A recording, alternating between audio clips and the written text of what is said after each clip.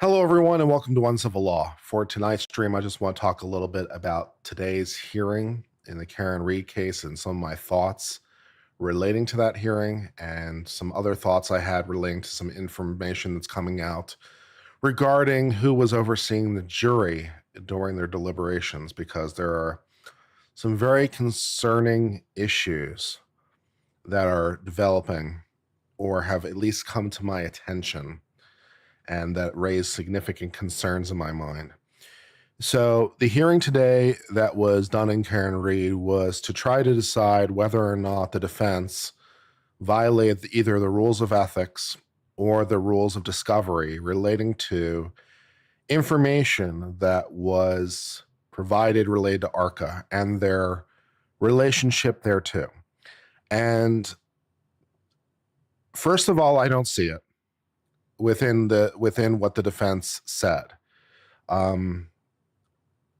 Their explanation made perfect lucid sense to me, and the prosecution's attempt to push them within the bounds of the rules and say that they were violating the rules was extremely ham-fisted.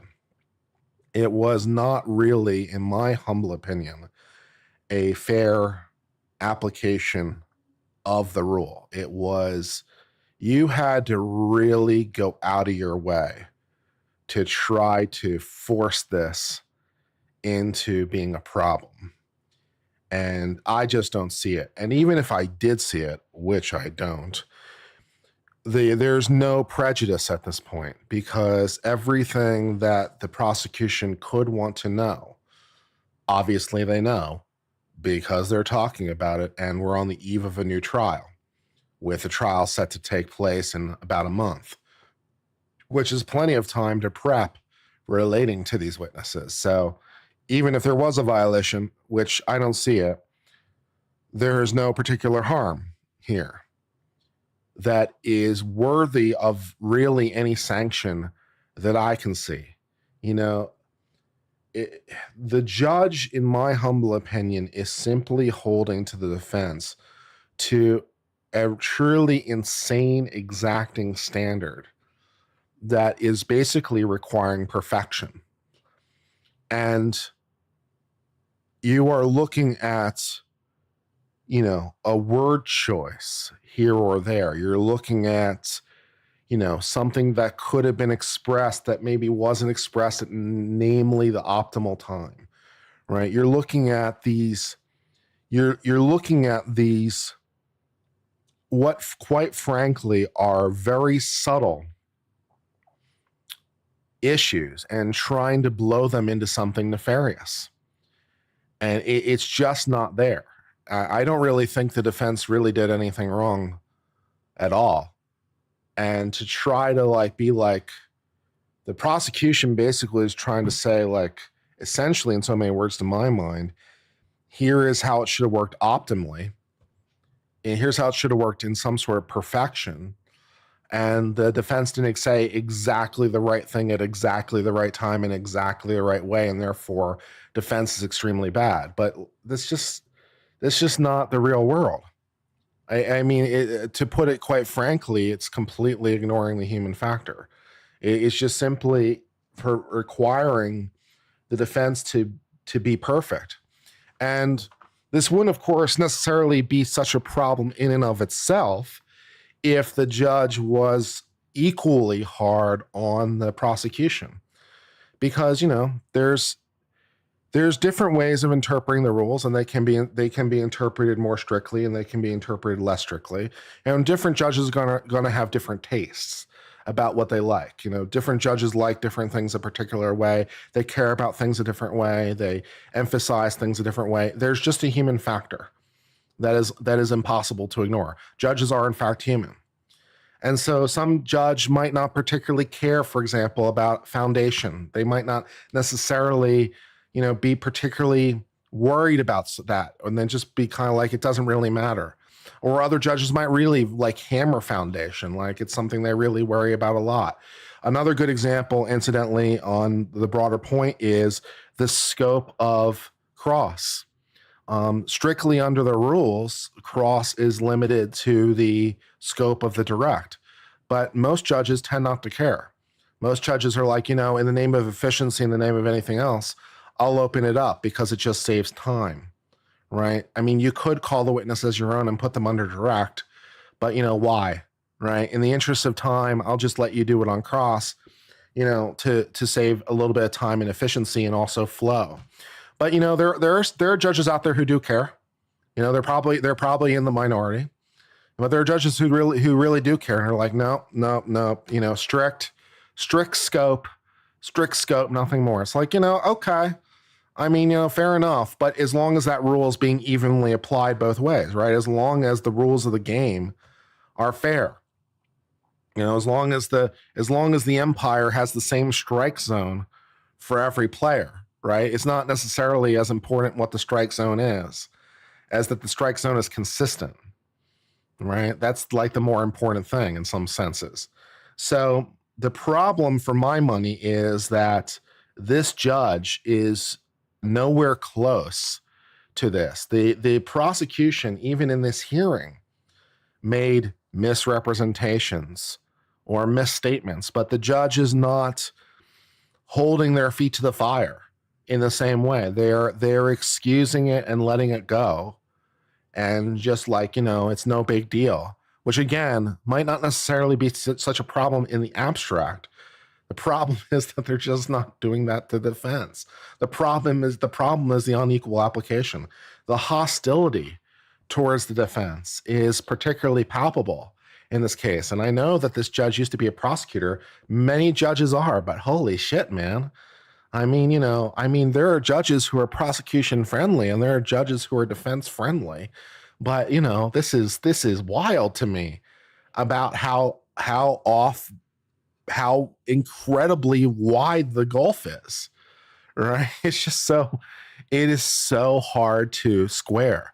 And, I want to try to find some sort of reasoned basis for this so I can be like, okay, here's what the judge is doing and here's why the judge is doing it that way.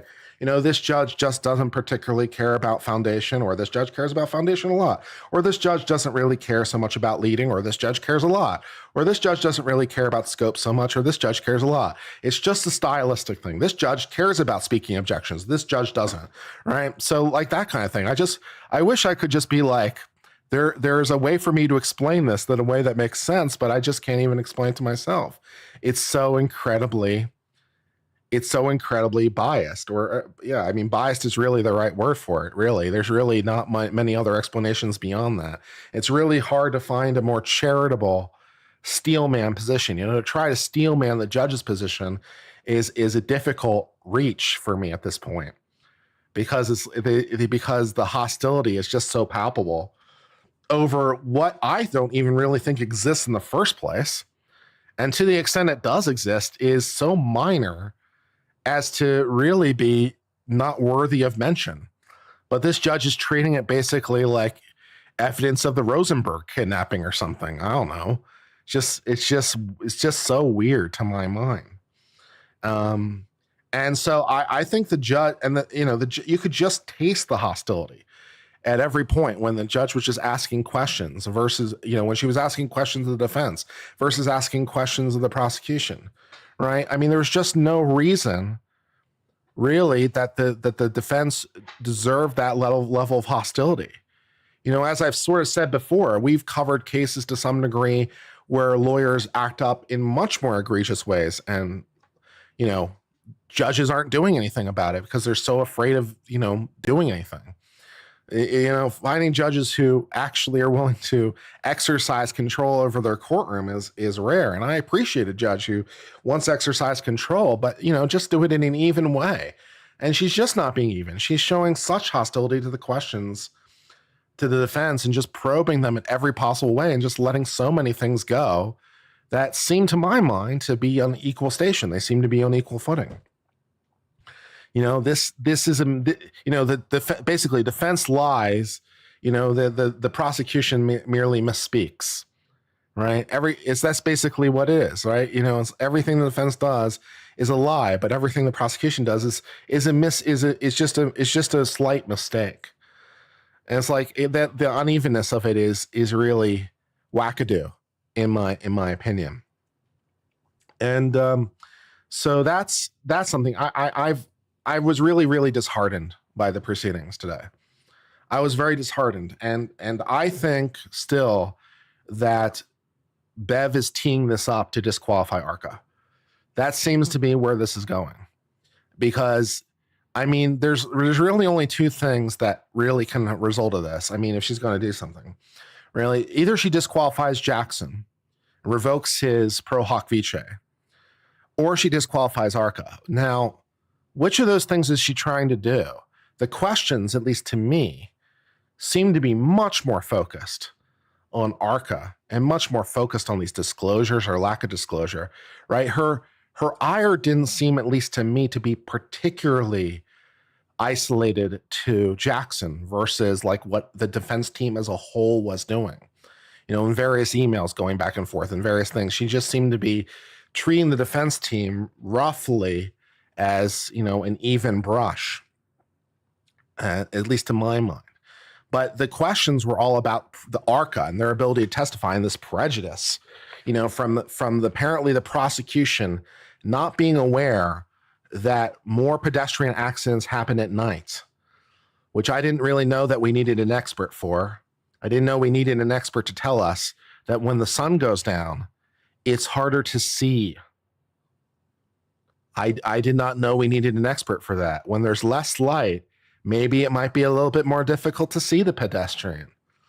Maybe then more accidents would happen at night. Wow, what a weird and strange thing. I'm so glad there was an expert to tell me.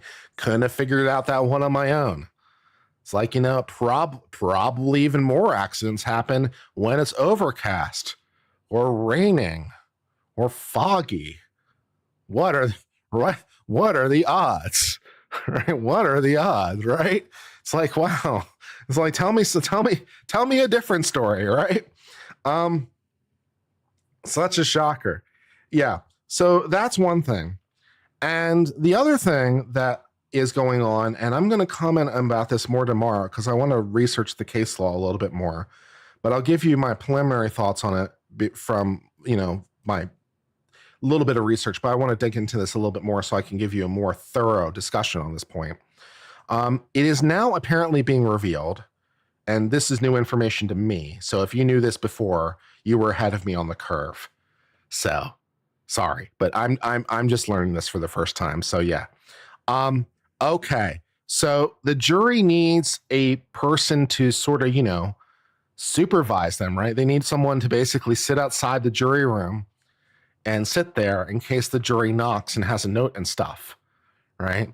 They need someone to sit outside the room and, you know, first of all, make sure no one goes into the jury room except, you know, of course, the jury. And second of all, you know, in case the jury knocks, that, you know, there's someone there to answer the knock, to hand the note back to the judge or whatever it is they're doing, right? So we need somebody to do this. Cool. So normally in most courts, that's the sheriff. In most courts, that's the sheriff. That's fine. In Massachusetts, or at least in this court, it appears to be court personnel. It's just some random member from the court staff. Fine, you know, it's just that'll work, right? Just some guy we got who happens to work at the court. We'll pick Bob. Bob's available. Is Bob busy? Let's get Bob. Okay, fine, no problem, right? That makes sense. Well, what makes less sense, apparently, is that Bev went out of her way to make the supervisor someone from the Massachusetts State Police.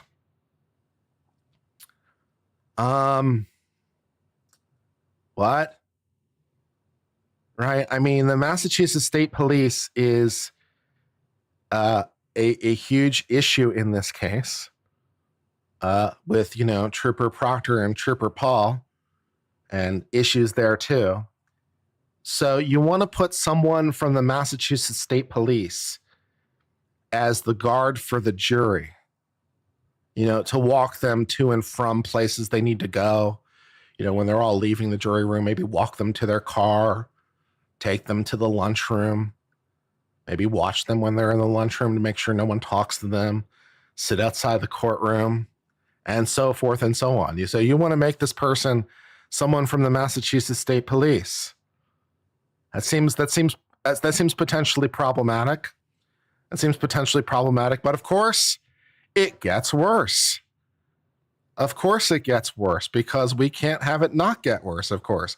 It just wasn't anybody from the Massachusetts State Police. Oh, no.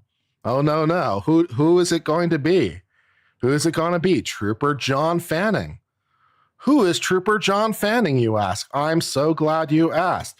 Trooper John Fanning is one of Michael Proctor's supervisors.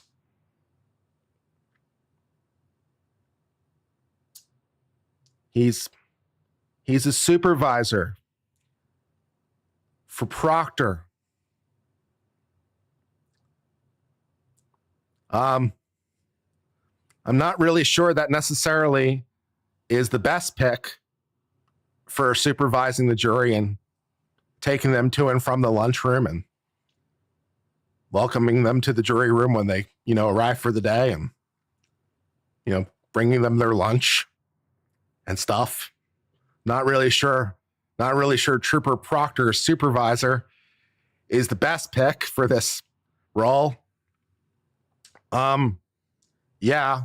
And apparently, Vaca Blood, how can the defense not argue it? Apparently they didn't know.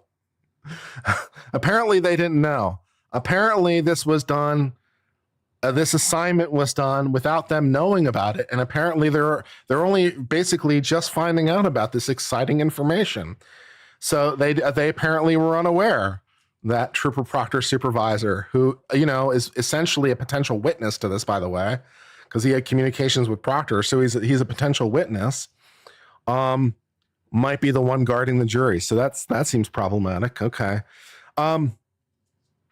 All right, so what I'm trying to dig into a little bit more here before I provide an answer on the operative legal question is the potential liability here for the judge.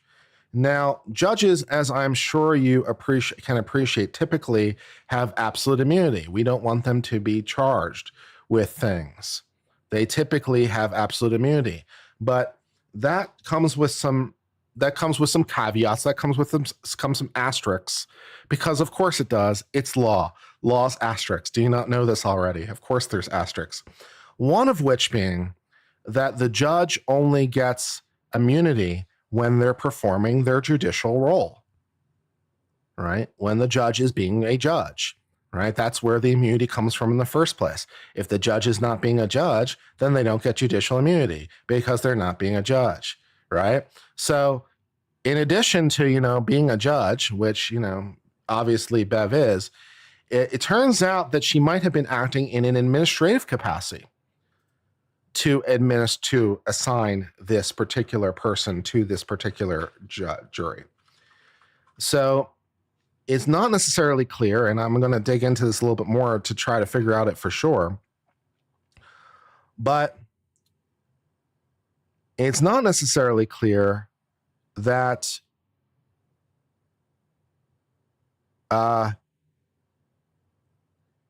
she was serving as an administrative judge, and she might have assigned it in an administrative capacity. So there might be some potential liability relating to that on a personal level. And there appear to be a couple cases on point that I want to dig into in a little bit more detail, where I'm actually going to highlight them and go over them in a little bit more detail. But there are a couple cases, even from the U.S. Supreme Court, that speak to this issue. And that could even potentially be another basis for a habeas petition. So I don't know whether or not so in addition to liability for the judge, both potential criminal and civil liability for the judge, theoretically at least, and I'm not saying that she is yet because I need to dig into it more, but in addition to potential liability, this looks like this could be another basis for habeas relief. So because if one of the reasons the jury was unable to, reach a conclusion was because of this undue pressure because of this assignment, and there's some case law to sort of support this proposition, then that might be another basis for the federal court to potentially step in. So it will be interesting, of course, to see whether or not the habeas petition gets amended to add in this issue and add in this additional authority, because I think that there might be an argument to be had here relating to that. So yeah, they found out about Fanning the day before closing, did they? Okay, well then maybe they knew and they didn't object. Then I don't know. Maybe you're right. So if they knew and they didn't object, then that would be a problem. So yeah, you can't sit on your rights. So if you're correct that the defense knew about Fanning the day before closing arguments and they didn't lodge any objection relating to that, then that would be a killer. They did object, excellent. Then we're back to it being a violation of their rights. So if they lodged the objection, then they could raise it in the habeas relief. Yeah. 10 minutes before closing, they did an objected sidebar. Yeah. Okay. Fair enough. If that's true, then I'm a little curious why they didn't talk about that issue at all in their habeas. If they knew about that issue, why they didn't talk about the habeas? That's interesting. I don't know. I probably would have talked about it, I would think. So yeah. It was 10 minutes before closing. Yeah, I don't care. I mean, I would have definitely raised the objection. I would have gone crazy. I would have raised the objection. But at sidebar, not on the record. If it was at sidebar, it would be on the record. Just because you can't hear it doesn't mean it's not on the record. There's a record being kept at sidebar. So if there was an objection at sidebar, it would be on the record. Yeah. So that's not the problem. The only thing that sort of gives me, I was telling Melanie Little this earlier today too. I was telling her, like, the only thing that gives me any sort of, I guess, perverse comfort is the thought that it could be worse, right? Because we were discussing this case during the lengthy lunch break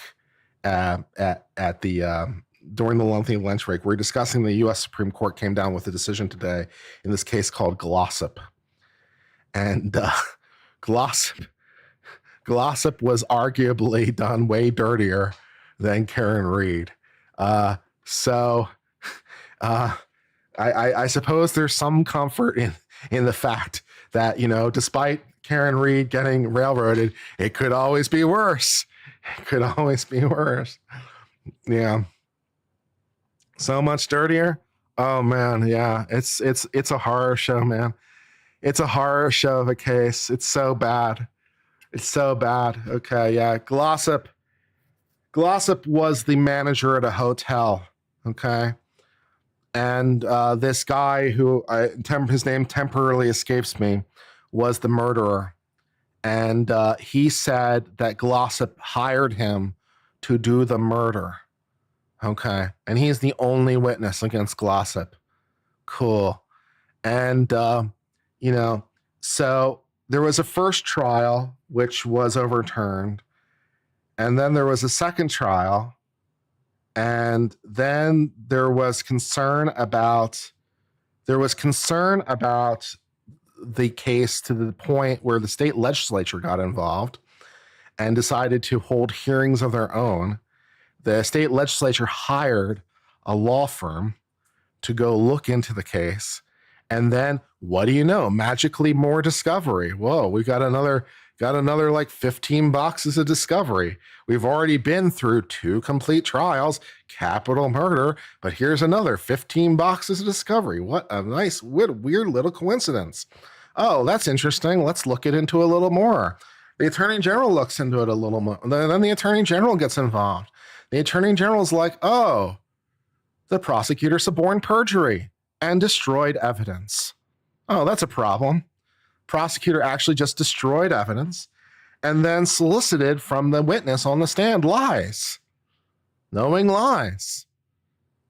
Hey, witness, Hey, yeah, have you ever been declared like mentally unfit or taken lithium? No, I certainly haven't. Never any of those things.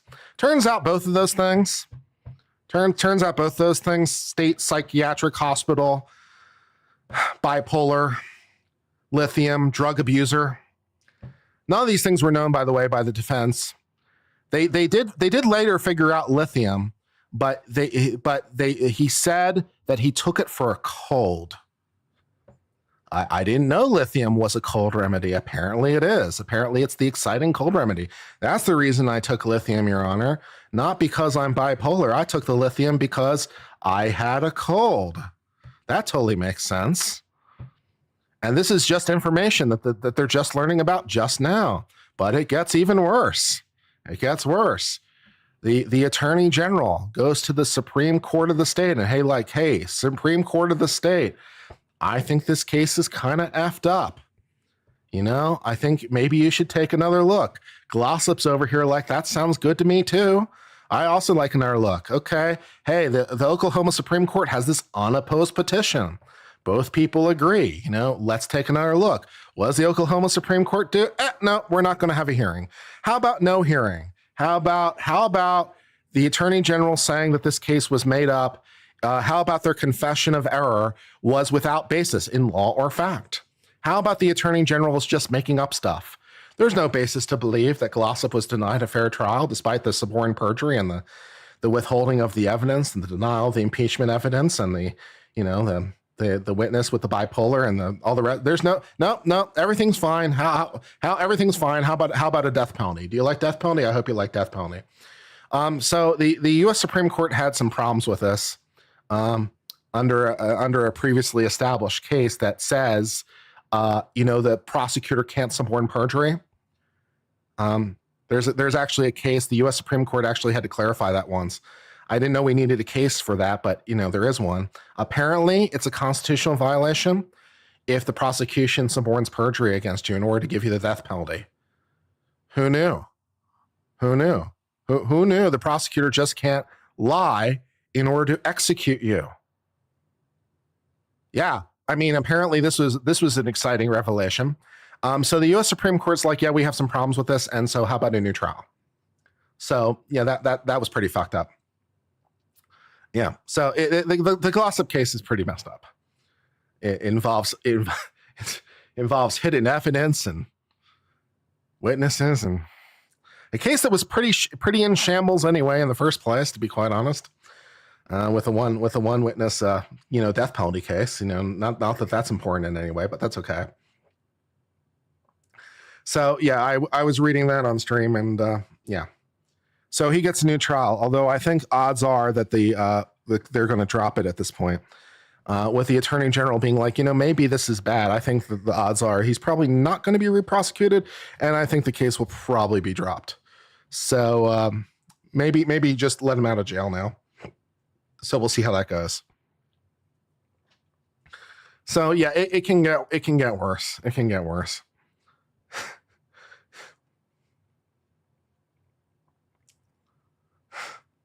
It can always get worse. Oh Lord. Jet became an uncivilian. $50 from Maximum Bacon. Thank you very much for that very generous super chat. Okay, Judge Bev is clearly biased.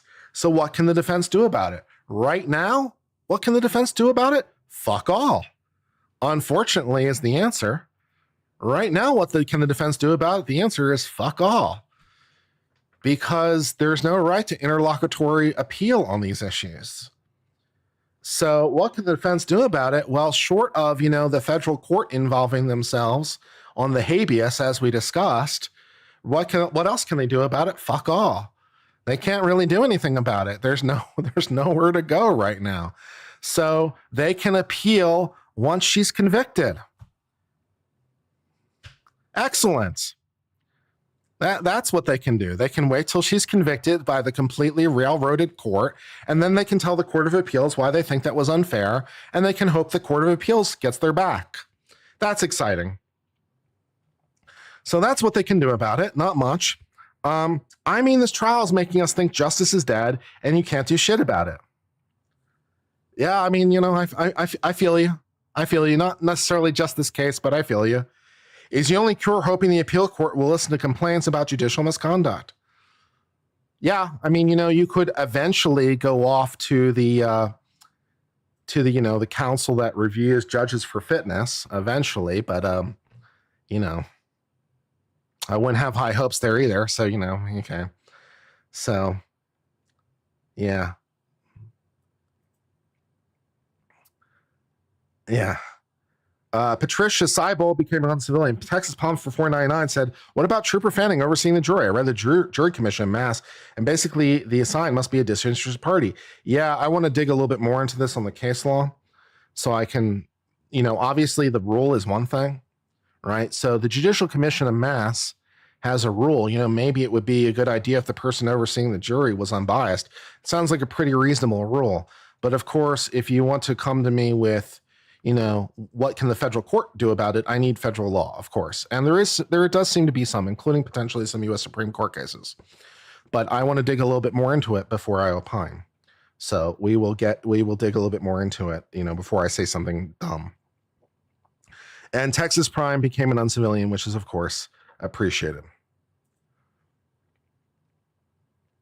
Yeah. Yeah. She was giddy to catch AG and misspeak, but said nothing when HB lies. Straight up. I know. Yeah. The dude has had 3 last meals. I know. Glossop is just getting all these last meals for free, man. How many last meals can the guy have, man? Things are going great for Glossop. It's going super duper well. Yeah. It's going super duper well. Yeah. I don't really like the prosecution just, supporting perjury and not making disclosures and things like that. I don't like those things. They make me sad. I don't like that.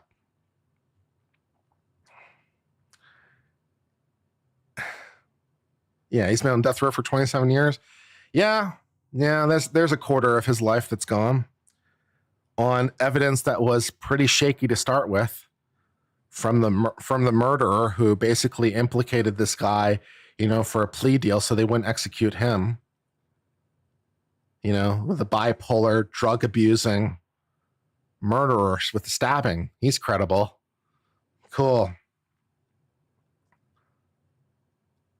You try to tell me about Feb 6? Well, people try to tell me about things. Sometimes I don't necessarily understand what they're trying to tell me.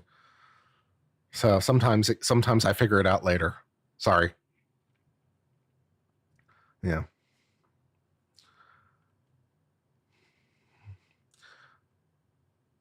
Has Kurt talked about Koberger trying to use autism to strike the death penalty? No, not in particular. I'm not really getting into the weeds of Koberger on like the motions. As long as he has an IQ above 70, which he obviously does, he's a grad student, then he can't use autism to strike the death penalty. That doesn't make any sense. So yeah, that's not going to be the reason that takes the death penalty off the table. Yeah, I have autism though. Yes, so do a lot of people. Do you understand the difference between right and wrong? Did the autism cause you to have an irresistible impulse to do the quadruple stabbing? I mean, I'm not an expert on autism, but I don't understand that to be a symptom of autism. I don't really understand that I'm going to go into the house and I'm going to do a quadruple stabbing. I don't really understand that to be, an irresistible impulse symptom of autism. So no, your insanity defense doesn't work. You have an IQ of more than 70, but thank you for trying anyway.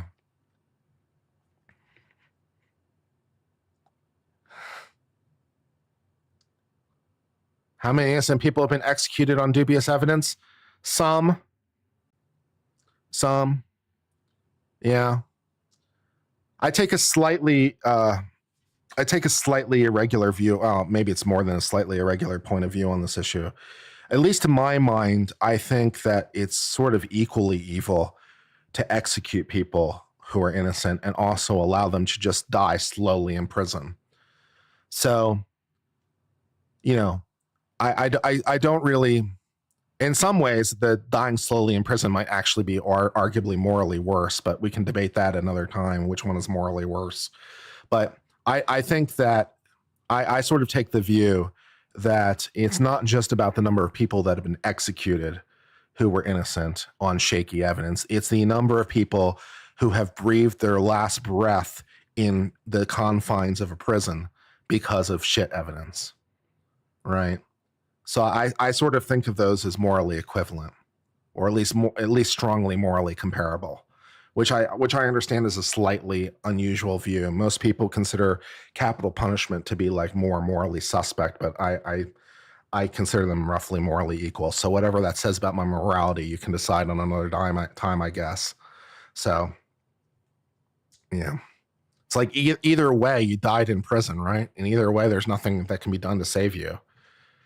So because you're dead. So it's like, yeah.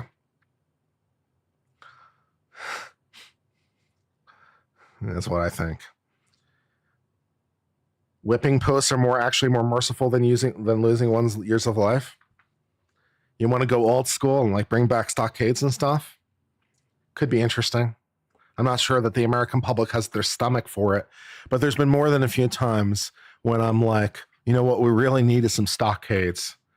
Yeah, what we really need is some stockades, and line them up on Main Street from sun up to sundown.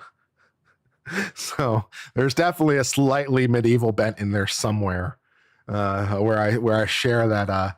There's definitely a few times where like what I really like to do is throw a tomato right about now.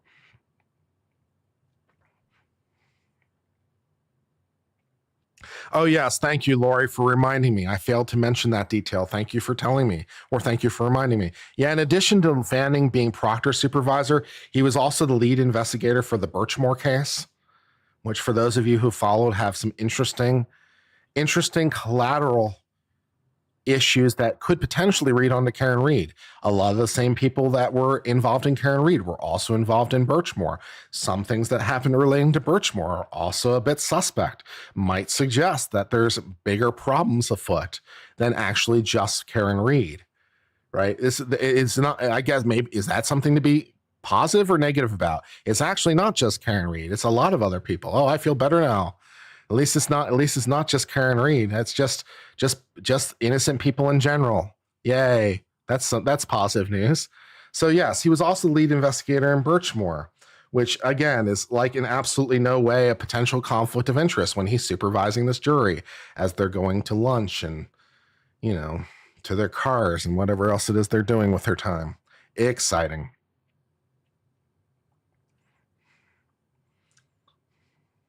Exciting.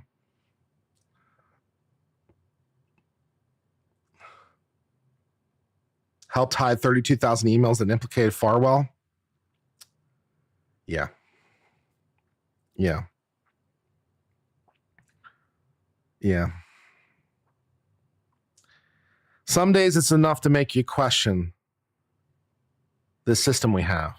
The problem, I suppose, is like more fundamental. The problem is that people are people, and there are evil people, and some of those people wear a uniform, and some of those people wear robes. Not to necessarily imply that Bev is evil. Wasn't meaning to imply that, but some judges are evil. Some police officers are evil. And it's like, how do you really deal with that problem? We have appellate courts and checks and balances and all the rest of it to try to deal with that problem, but yeah, it's not fun. Mass is horrifying. See, I don't think this is necessarily a mass problem either. We were just discussing Glossop, but that was Oklahoma, and that was, unfortunately, I think there are judges like this everywhere. They don't necessarily rise to the surface. Where there are police officers like this everywhere. Again, that isn't to imply that all police officers are like this. There are lots of great police officers, and there are lots of great police departments, but there are corrupt officers too. And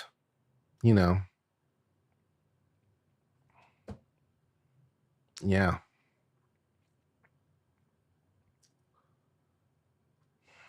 So Birchmore stuff seems relevant to read. Why hasn't the defense brought it up? Well, they've been asking for discovery relating to Birchmore to get more into it. From a legal posture, I can tell you why I, as a neutral judge, would be concerned about going in that direction. Because it basically all boils down to the federal rule of evidence 403 and whatever the state level equivalent is, right? You don't allow evidence in, even if it's otherwise admissible, if it leads to some problems. Some of those problems can be, for example, if it's substantially more prejudicial than probative. Another one being, for example, if it confuses the issue or, misleads the jury or has those kind of deleterious effects. So one of the things I'd be concerned about if I were trying to review this as a judge over the Karen Reed things, one of the things I'd be concerned about is I don't want the Karen Reed jury making a decision either way, based fundamentally on what happened to Birchmore. That's not fair, right? The issue is, did Karen Reed do a bad, right? The issue isn't what happened to Birchmore. That's a separate case that needs to be adjudicated under its own merits. So one of the things I'd be really worried about is the confusion of issues and bleeding one. I don't want to have a mini trial about Birchmore in the middle of my Karen Reed case. So I would be cautious and skeptical about trying to go down this road because it's problematic. Plus, also, to be fair, from a pure legal posture, it is a bit fishing. There's reason, it's like, well, this case didn't really go very well. There was a lot that was wrong with this case. Can't help noticing these people were involved in that case, right? Can't help noticing some of these people are also involved in this case. Maybe there's cause for concern. But of course, we don't really allow, character evidence, generally speaking. We don't really allow just because you did one guilty thing necessarily means you did other guilty things, generally speaking. So there are countervailing considerations with digging into Birchmore relative to the Karen Reed case. So there's notes worthy of caution as you're trying to potentially explore that space. Plus, you might just say it's just pure fishing because you don't really have anything substantial. You're just like, that case was corrupt. These officers must have been corrupt because they were involved in a corrupt case, right? It's just like speculative and fishing, no fishing. So I'm not sure that they can make, I'm not necessarily sure the defense can make their offer of proof, their proffer, to justify looking into Birchmore. So that's a bit problematic. But yeah.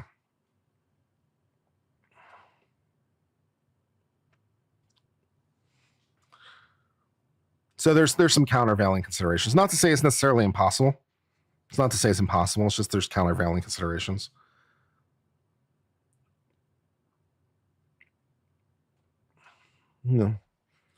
Justice is complicated sometimes. I just try to give it to you straight, guys. I just try to tell you straight, what I think, either way. I feel like sometimes I let you guys down because I give you the opinion you don't really want, and I don't really know what to do about that problem, right? I try to give you the best assessment I can, and obviously that's assessment is subject to change as evidence comes along. Like, for example, when I dug into that First Circuit case with the issue of the habeas and looked at it, I'm like, oh, this case is actually closer than I initially gave it credit for. So I was like, okay, that moves Karen Reed from a 1% chance to maybe 25% because this case is a lot closer than I gave it credit for. So I'm not necessarily opposed to changing my mind when I'm given a good argument or given a different argument. But I feel like I let you guys down sometimes because, I, like you, don't want to see Karen Reed prosecuted. I don't want to see her prosecuted on the facts because the case is shit. For the evidentiary problems are massive, right? But I feel like I let you guys down sometimes because I'm like, well, how about Birchmore? And I'm like, I don't know, right? It's like, what do you, right? It's like I feel like I let you guys down by trying to, as best as I can, try to apply the law, and it's like not necessarily tell you what you want to hear. And that isn't also to say, of course, that I'm not necessarily, I could be wrong, of course. It's just a one man's assessment about, the relative competing issues that are at hand. Different lawyers might have a different assessment, but that's mine. I'm like, okay, I'm a little skittish. I'm a little skittish.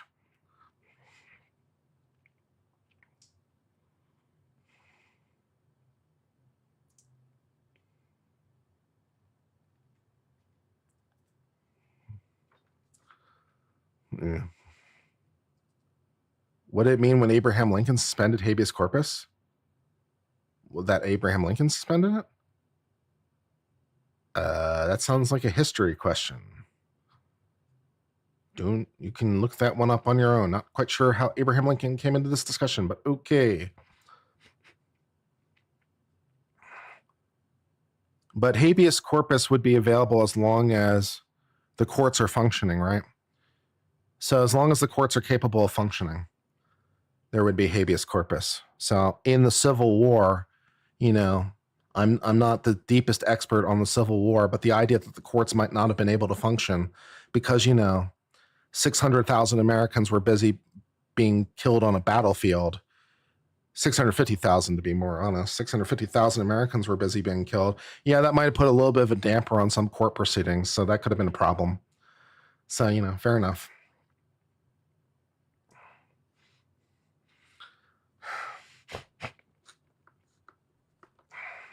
The 600. I think there might have been some issues with government functioning.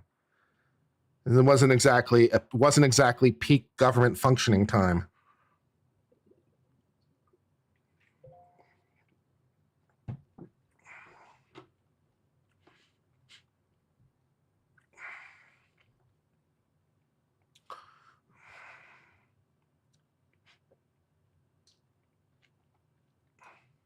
The courts were fine. Some of them were fine. Some of them were less fine. But yeah. Plus, it's a state of war. So yeah. I'm not really sure the South can invoke habeas corpus when their entire premise is we're not part of your nation. Right? It's like this is the ultimate soft sit, right? This is ultimate soft sit. It's like your constitution doesn't apply to us. We want to be a new country. Cool, I'm arresting you. What about my right to habeas corpus? What about it? You're not right. You just said the Constitution doesn't apply, right? What are you talking about? What right to habeas corpus? What are you talking about, right? It's like that's the ultimate soft sit. I want to rebel against the government and also want to have the protection of the Constitution at the same time. Like, no, you can't have both those things at the same time. That's messed up, man.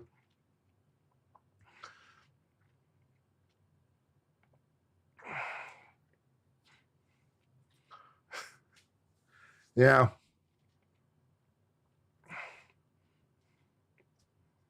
Can defense use Birchmore facts as impeachment? Possible, assuming they're able to get discovery relating to it. It's possible. Yeah. Lexington, Missouri has Campbell stuck in their house. That's in the courthouse. That's cool.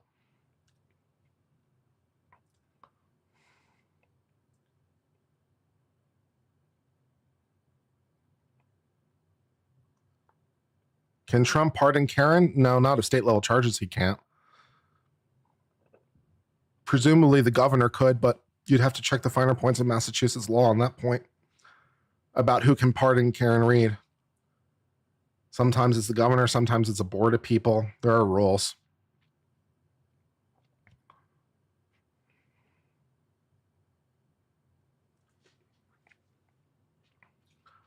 Yeah.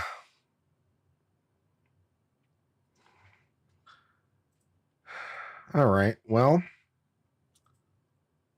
Oh, 828 of you are here. I appreciate that you're spending some time with me. That's nice of you. Yeah. We could go over Glossop again, since some of you guys missed it this morning. Do I believe Karen Reed will find justice? In the end, I certainly hope so. I certainly hope 12 people can see that this case does not make sense. It's a really thin case. I certainly hope they can. Yeah, well, we can go over Glossip, and we'll make you feel better about Karen Reed.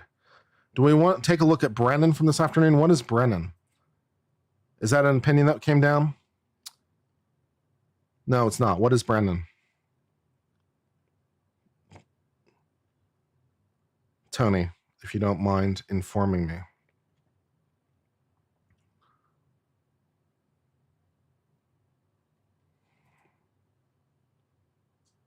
Brennan is the prosecutor in KR. Do you mean do I want to rewatch the stream from this morning because I missed it earlier? I mean, do you guys want to rewatch it? Do you want to rewatch? I was watching parts of it as I was, doing my errands and stuff. Do you guys want to rewatch Brennan from this afternoon? Only Judge Bevan can pardon.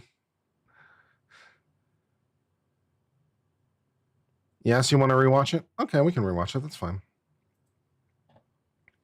Let me cue it up. He spoke for 45 minutes at the end of the day? Okay, 45 minutes is reasonable. We can watch the prosecutor speak for 45 minutes, and I can lose whatever faith I have left in the system. I can lose whatever faith I have left. That's good. Let's destroy what little confidence and faith I have in honesty and fair dealing. That sounds like a good thing to do. Let's do that.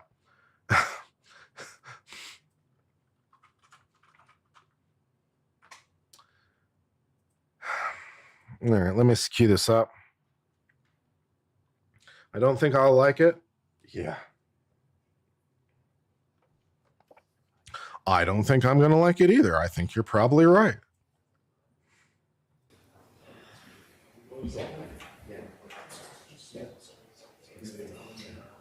All right. The defense was given the opportunity to bring in today to clarify the record. Instead, it is the typical 101, blame everybody but themselves. There's no acknowledgement.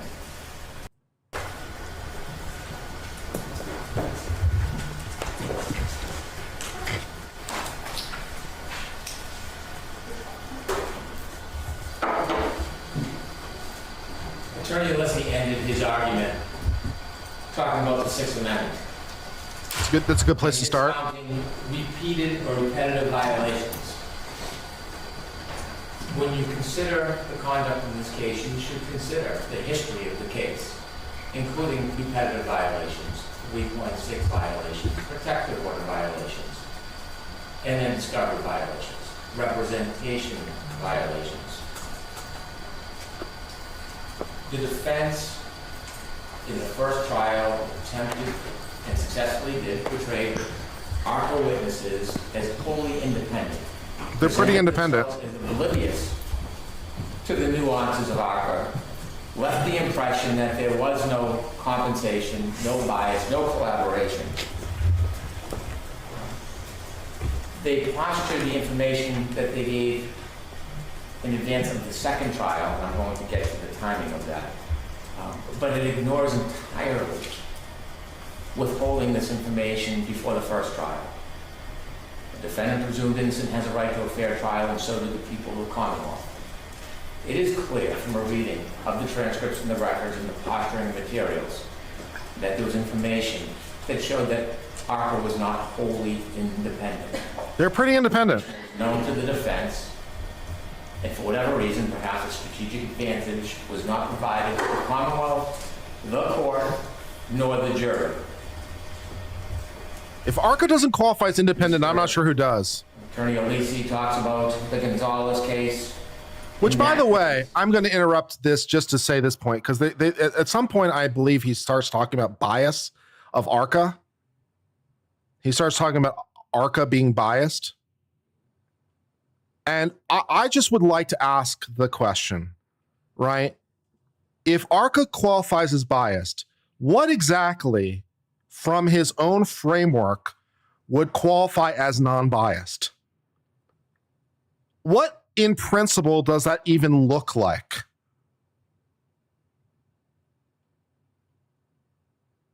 That's what I'd like to know.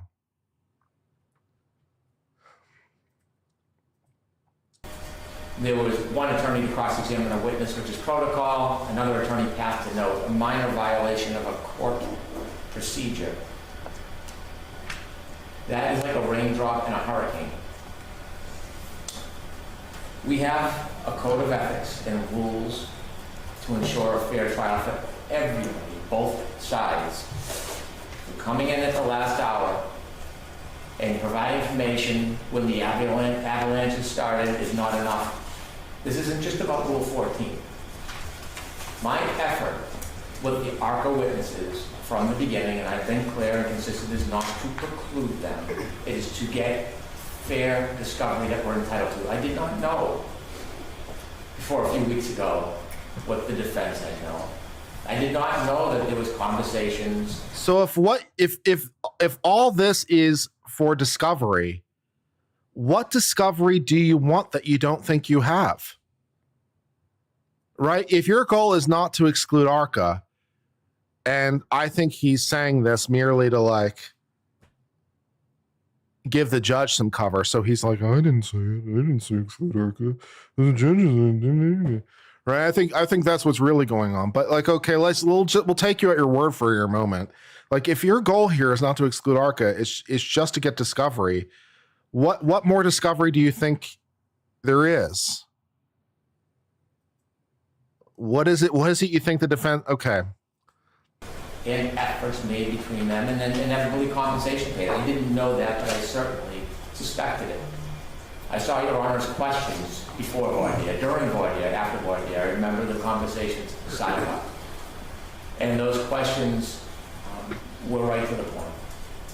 And when we were sidebar, specifically mentioned, I don't know. Voir dire is inconsequential. I don't know what to ask. I can't send them back home to get their records or their emails or any billing.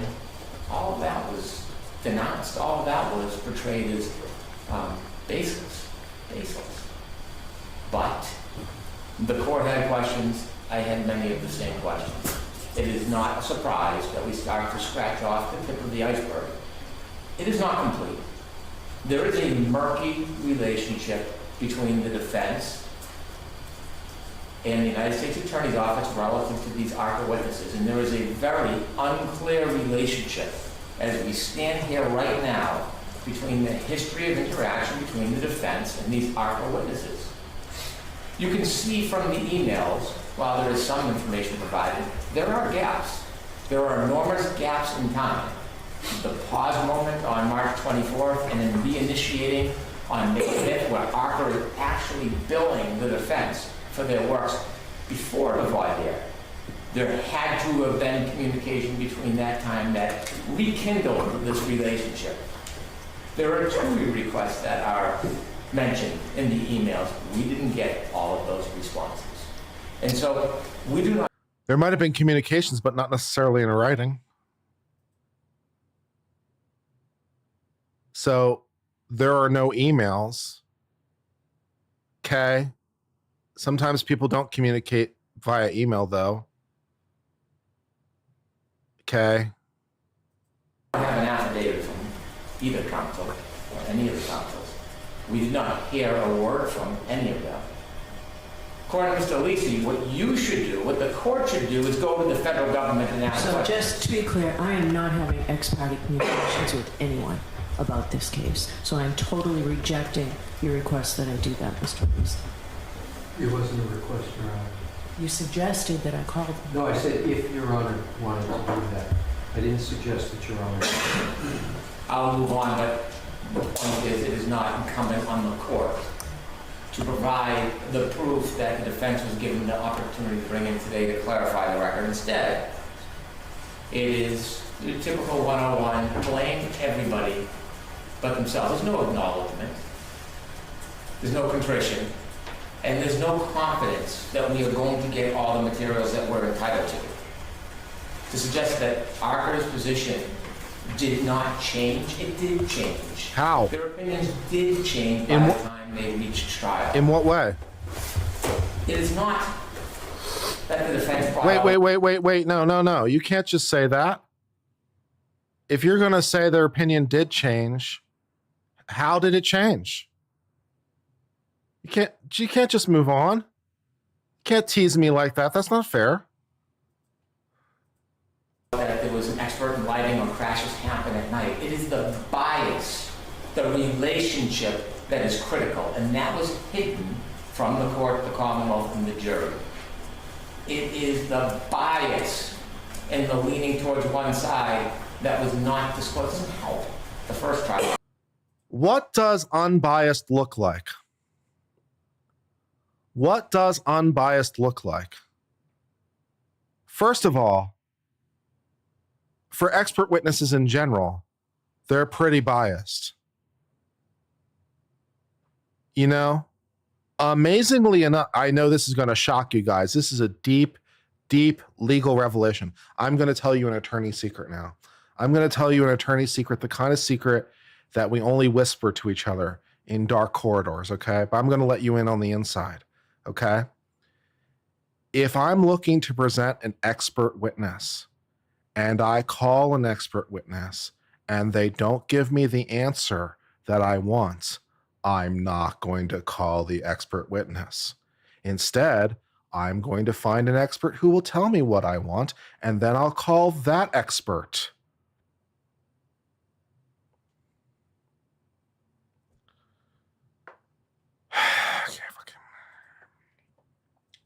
To disclose it last week or 10 days ago. So let me offer a quick history. It is true, when I first spoke to the court, I believed the documents provided by the federal government, and I did correct that record as soon as I learned before court ended for the day. January 30th, 2025. Also, and here's more secrets, and I shame on the defense attorneys for revealing these incredible secrets in their emails that they turned over. But then when I find the expert who I like, I'm going to talk to that expert, and the expert's going to talk to me, and we're going to work on the testimony together. See, I'm going to prep my witness about what questions, and he's going to say something. I'm like, oh, I don't really want to know that because that's kind of hurtful. So here's what I'm going to do. I'm not going to ask the question. See, if I don't ask the question, then you won't give me the answer because I didn't ask. All right. And then here's something that I need to ask. This is really important. So we're going to work on the testimony together. We're going to talk about it. It might happen over Chinese food or pizza. Yeah. We're going to coordinate. Ooh, exciting.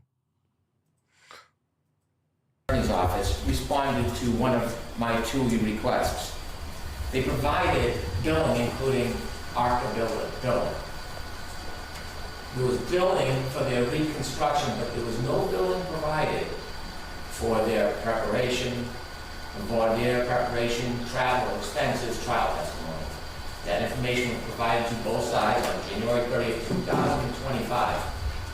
It seemed at that point that the federal government was being at least a little more responsive, although not directly.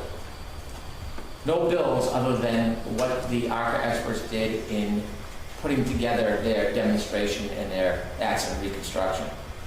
February 11th, I filed on behalf of the Commonwealth our motion to exclude the ARCA witnesses.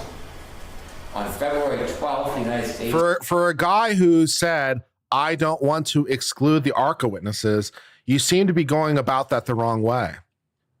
You see, yeah, for the guy who said, I'm not trying to exclude the ARCA witnesses, a motion to exclude the ARCA witnesses, that's counterproductive, man. That's counterproductive. The attorney's office gives us new emails.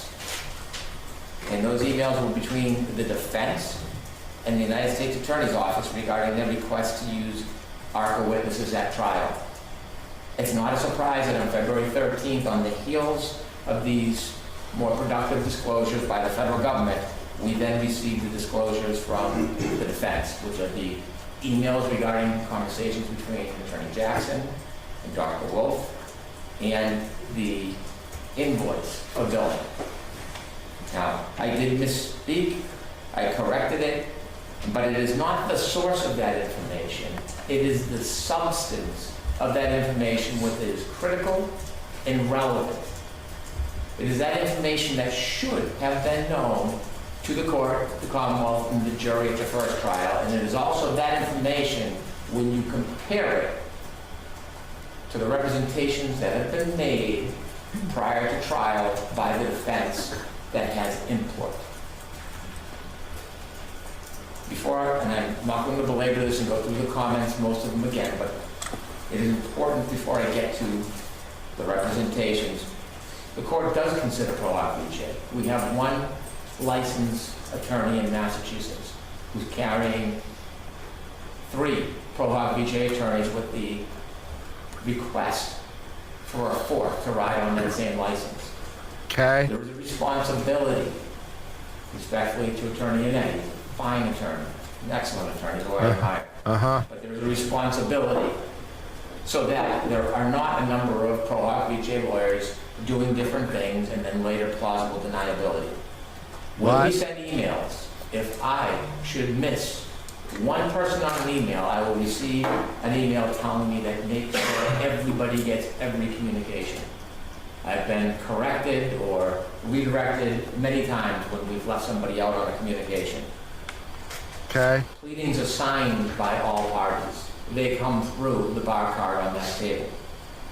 And so to try to parse or mince or put a slight on words to suggest that things are done independently and there's no responsibility for the defense when a representation is made that's inaccurate isn't enough. It doesn't assure that in the future it won't continue.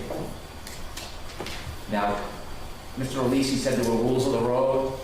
This was before his time and mine, but I've read the discovery. There were no rules of the road. There was a protective order. And the protective order was clear that there was no discussion outside of court about the federal material. And there was nothing in the protective order or direction from the U.S. Attorney's Office that the Commonwealth had any right or privilege to contact any witnesses. Everything is done by the book, by regulation, through 2 requests. So I have to say, I've never seen the protective order. I received a stack of discovery that the federal authorities were kind enough to get to me in advance of trial last time because Mr. Jackson had told me he understood that I was operating from a place that I didn't have enough knowledge essentially of what was going on.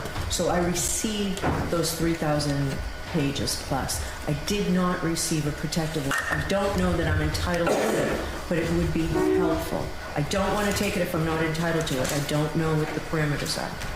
Your Honor, we have a copy of the protective order. I did ask over counsel if there was any limitations to it, and I don't have a certain answer. What I'd like to do is Call over there, please. Yes. All right. If I can have it, I'd like it. It would help guide me through this. If I can't have it, I'll just go with everything I'm doing. May I have a moment to speak to counsel? Sure.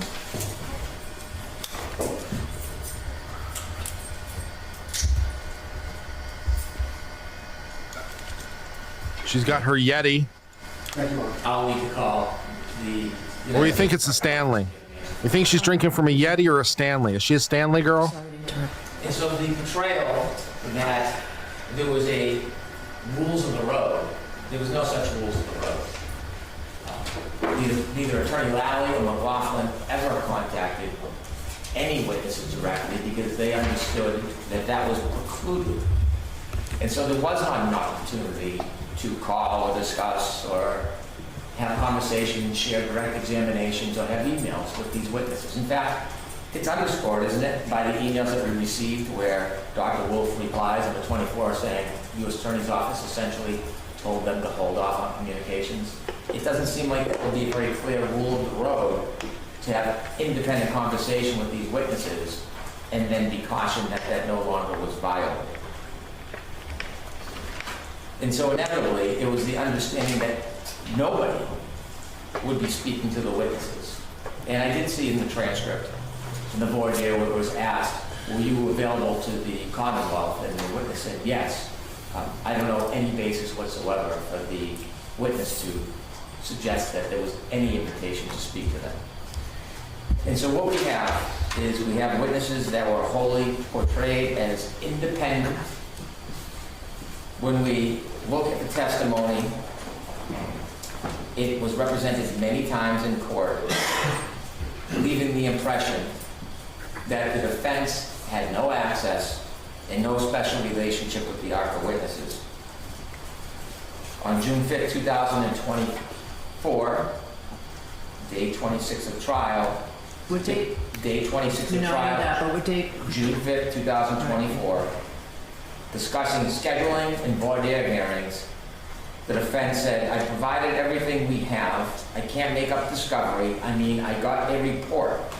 And everybody in this group knows why I can't provide additional discovery for ARCA. Everybody knows they've got what I've got. Your Honor asked, I haven't. If you can't, that's fine. So not everybody knows, and I make those decisions. Response, certainly, certainly. You're the one who needs to know, and I thought you knew. The federal authorities will not allow me to interview or ask for additional information from anybody in their world. So I have nothing. I've got a report. He's got the report. That's it. I'm going to start asking questions on the report. That's it. He can cross the report. So as many times as he says, I don't know what they're going to testify to. Yes, you do, because they're going to testify to the contents of the report, and those are definitely questions I'm going to ask, so I've got clean hands. All right, so you're reading from a transcript. As you know, there are dozens of transcripts. What's the volume number? There's Dave, I'm sorry. What's the Dave. volume number and the page number? Day 26 of trial, page 248 to 250. I will get a volume number for the court. That's okay. This seems to directly contradict the theory that Attorney Lisi has been promoting today of the rules of the road. This does not suggest that ARCA is open for business and private discussion and consultation and payment. It says the opposite. It says the opposite. The federal authorities will not allow me to interview or ask for additional information from anybody in their world, so I have nothing. And so this presentation today by Attorney Lisi, suggesting somehow that this was open and notorious, is not backed up by the defense attorneys themselves. The June 10th hearing, we've already been through it. I won't repeat it, but those comments are important. I think what stands out about the prior hearings, and I say that I think that there's a murky relationship that we have not done more than scratch the surface of, is Your Honor may remember that the defense noticed 3 experts in ARCA, including Mr. Klein. When we get to June 10th, Your Honor is asking, regarding the 3 experts from ARCA, and this is June 10, 2024, trial transcript 28. Hold on one second. Let me grab that. The report was complete before they put them, before they were even contacted. They contacted the defense.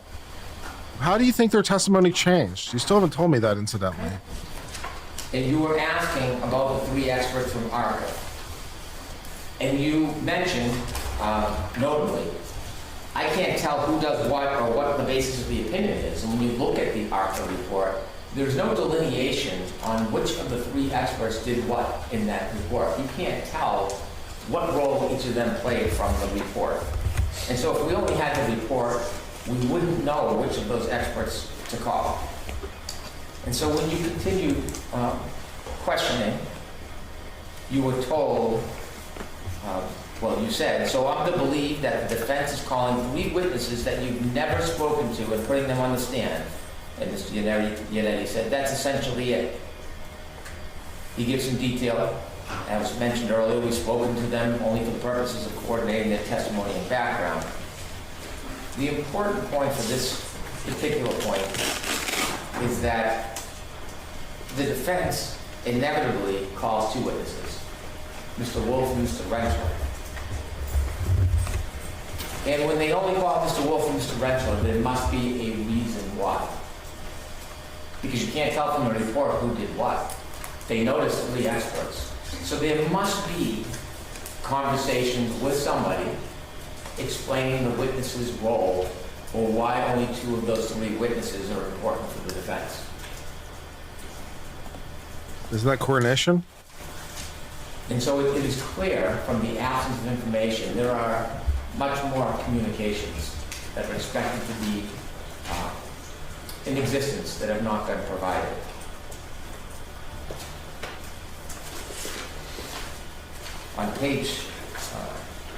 On June 18th, 2024,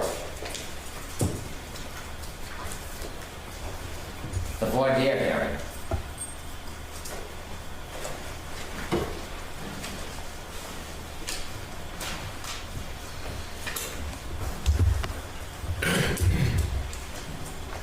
The court asks, well, I thought that you What would page? help. I've got the transcript. What page are you on? Do you know? No, but I can. If it's just your notes, that's okay. I can pull it up. Your Honor.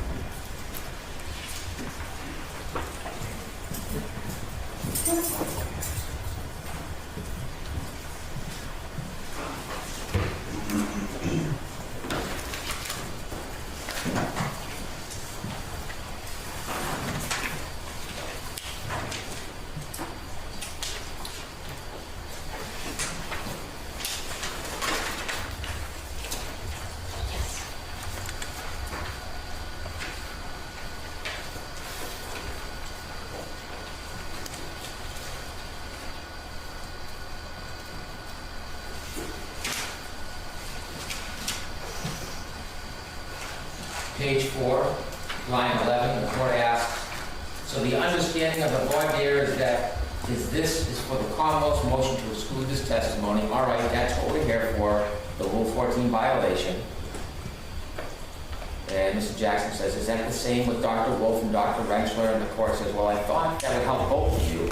The Commonwealth has nothing on that, and you say you haven't been able to even talk to them at all about this case. And the answer is that's correct.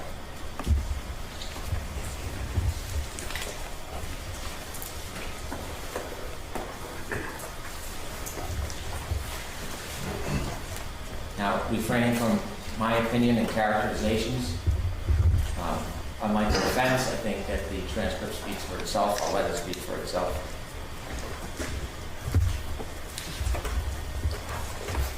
When we continue in the voir dire hearing, page 71.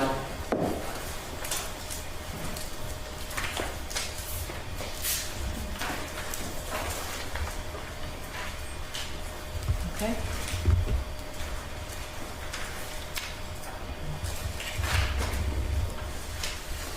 Line 4, importantly, were you hired by the defense in this case? No, sir. Before this morning, when you walked into court, had you and I ever met face to face? No, sir. Now, this illustrates an important point. That is technically true. But what impression is that making to the court and to the Commonwealth? Is that a genuine impression consistent with reality? Line 20, the person to my left, the female to my left sitting here, have you ever seen her before? Nope. Do you know who she is? Yes. And so there is direct and indirect commentary, questions, presentations that reinforce that the defense and Arthur are wholly independent from each other. They're pretty independent, man. What exactly do you think the grand conspiracy is here anyway? You know, what exactly do you think the grand conspiracy here is?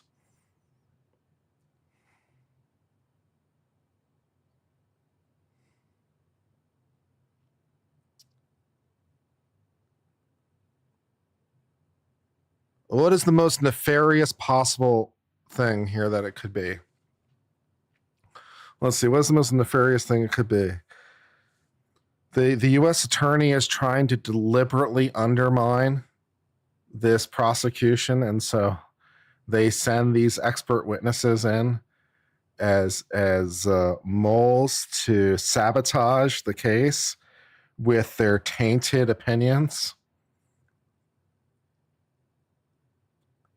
The U.S. attorney is doing this also to benefit a defendant, which is a new one. Okay, so they're in a grand conspiracy to sabotage the state's case to free Karen Reed because things. Okay, I was close to something in there somewhere. This is also consistent with the representations regarding payment. There are questions voir dire and at trial about whether or not the witnesses were ever paid. It may be technically true they were not paid at the time they were asked the questions, but if there is an expectation of payment, it is a promise, reward, and inducement. It can show bias. There's nothing wrong with paying an expert. There's nothing wrong with going over a direct examination with an expert. There is nothing wrong with talking about particular questions with an expert. But when these experts are being portrayed a certain way, that they're independent, that there is no evidence, information about them, then it is not a fair representation. It is not an honest representation. I don't really understand that. Really at all. I don't really understand that. They're independent, but I wanted to go over some of the things that they were going to say, so I knew what questions to ask.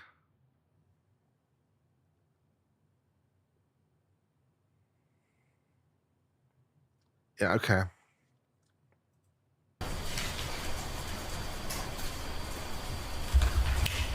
Now, it wasn't until Your Honor asked today that we even knew that the defense paid this bill.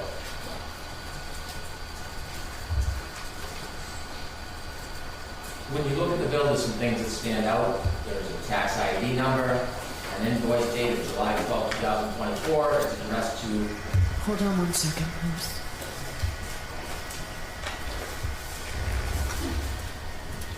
Okay. It's addressed to Attorney Jackson. And the position that the defense takes, Attorney Alisi takes today, is this came out of the blue that they had to pay. Apparently, everybody in the know knew the defense was paying for this expert other than the defense. Our good experts knew. Dr. Wolf knew. Dr. Rentschler apparently knew. The federal government knew. When you look at the bill... How do you know that? How do you know they knew?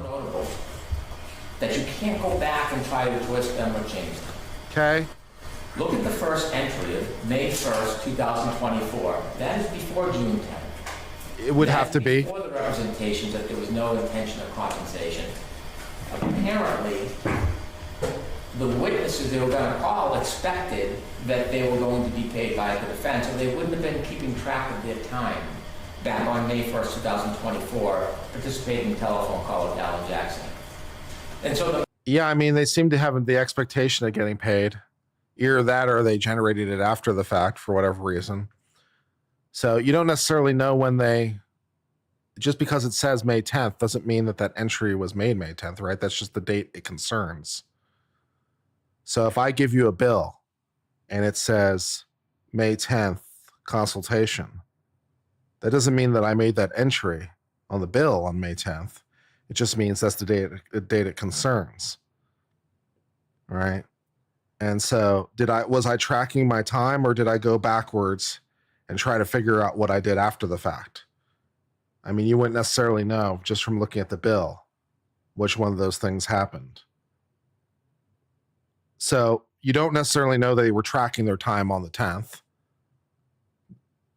as opposed to going backwards. And their expectation that they would be paid, I'm not sure why they expected that, except, I don't know, because there was no agreement. But they thought they were going to they thought they were getting paid, and apparently they did get paid. So I guess fair enough. It's a wink and a nod contract. Okay, it's a weird one. March 20th email asking for an engagement letter and a retainer. And then the 24th saying we need to take a step back because of the U.S. Attorney's Office. 22nd. I'm sorry, 22nd and 24th. There is obviously more communications because the relationship re-engages at least on or before May 1st, 2024. And these witnesses understand that they're going to be paid by the defense. And as I mentioned in the materials we got from the United States Attorney's Office on February 12th, there is no billing related to prep for voir dire, travel, trial, none. So the only people who were surprised that they were paying the witnesses apparently was the defense themselves. And then before that June 10th hearing, where the representations were made, there's a June 9, 2024 phone call. Another participated in telephone call with Allen. And then we see before the voir dire testimony, there is billing to the defense, which is now we know paid by the defense, prepared for voir dire testimony, June 17, 2024. What we don't know is in the preparation. Guys, this is what I'm telling you. This is what I was trying to tell you earlier when we were starting the stream, right?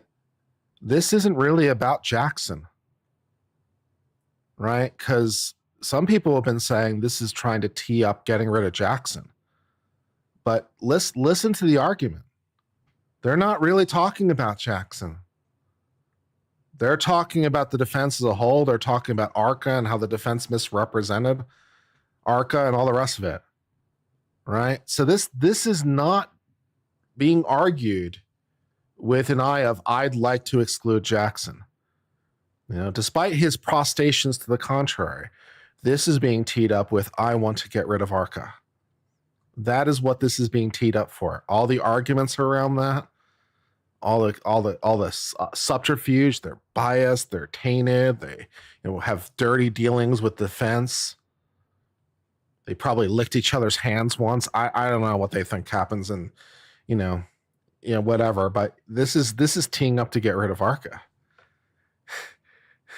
I don't want to get rid of ARCA though, but I filed a motion to get rid of him. Ugh. Was there any conversation with the defense? Was there any emails? Were there any documents? Were there any outlines? Was there any discussion about their potential testimony, or was this solely the preparation of Dr. Rentschler on his own?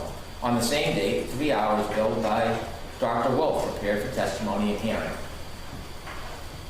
Now, they felt inclined and comfortable billing the defense for it. Was there any interaction or discussion between the parties? We don't know.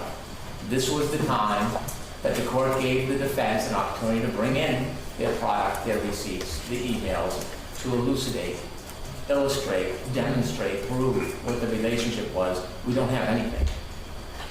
We have nothing more than we did last week. On June 18, 2024, a round trip to Norfolk Superior Court by Dr. Rentschler, and also separately for his testimony, 8 hours billed, 12 hours for Dr. Wolf billed to the defense. June 21st, Dr. Rentschler prepares for his trial testimony, bills the defense, 5 hours. Again, we have no idea if that includes in any way correspondence, communication, interaction with the defense. June 21st, Dr. Wolf, the same, prepares for trial, 6 hours. June 23rd, Dr. Wolf travels to Boston for trial, significant delays, and then Dr. Rentschler on the 24th, round trip, Norfolk Superior Court, 11 hours, 6.5 hours respectively, billed to the defense. Now, it's hard to believe these witnesses would put forward money and expenses and travel without some understanding that they were going to get paid.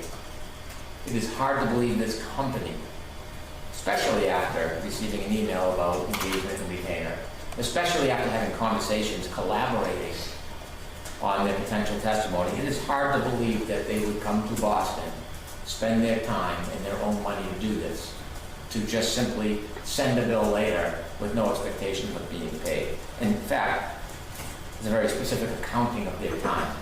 And when one accounts for their time, it's because they need... Well, I mean, it could be that they were just pissed enough to want to testify. And, I'm at least as qualified as Trooper Paul.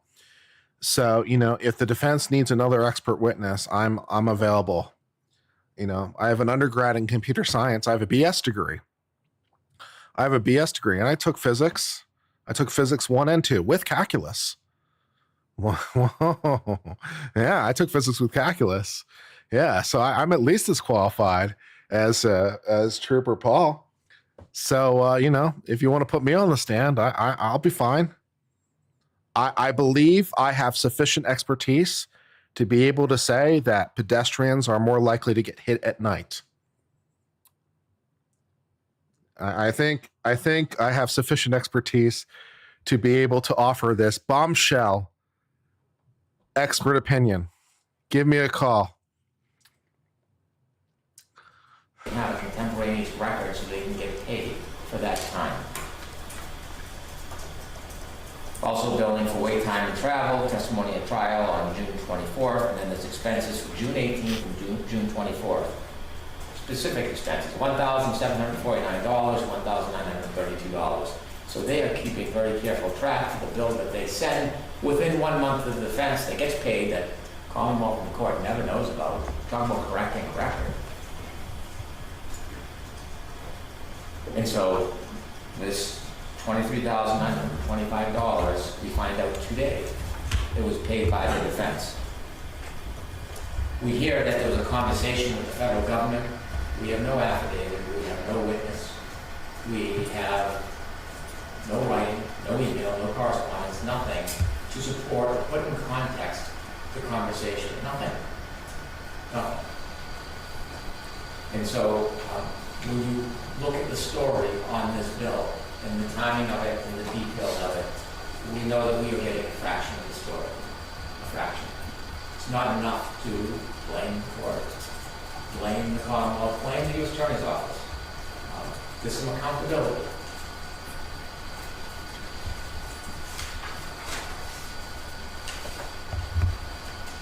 In addition, when we look at the totality of representations made in court, we also, at some point, we're going to address the Commonwealth's position of violations of 3.6, separate motion. It's interesting that after the last court hearing, someone asked, the prosecution theory requires quantum tumbling. Did I take quantum mechanics? Well, I already got the quantum stuff pretty well down. I was opining previously that the reason that the taillight appeared white in that footage instead of red was due to Doppler shift. Yeah, that's what it was. There was a micro black hole that formed in between the lens of the camera and the taillight that caused a Doppler shift of the light, so that the red taillight, which is of course completely intact, appeared white to the lens. Also, I think there was a micro wormhole or black hole that formed on the lawn at 34 Fairview. That would explain a lot about how John O'Keefe was able to be projected so far. It wasn't that the car hit him so hard. It was that the instant that he was hit, a micro black hole instantly appeared in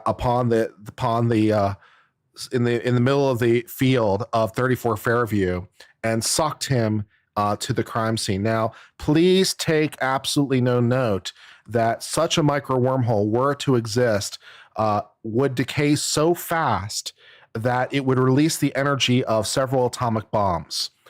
Please ignore this inconvenient detail. The force of the atomic bombs was also sucked up by a different black hole. I got physics theories for you. I got physics theories for days. No problem. I'm here to help. A very reputable reporter, Christine Rex, asks Mr. Jackson about paying the bill. And what I suggest, more 3.6 activity. Quote, no, of course not. That was the position last week.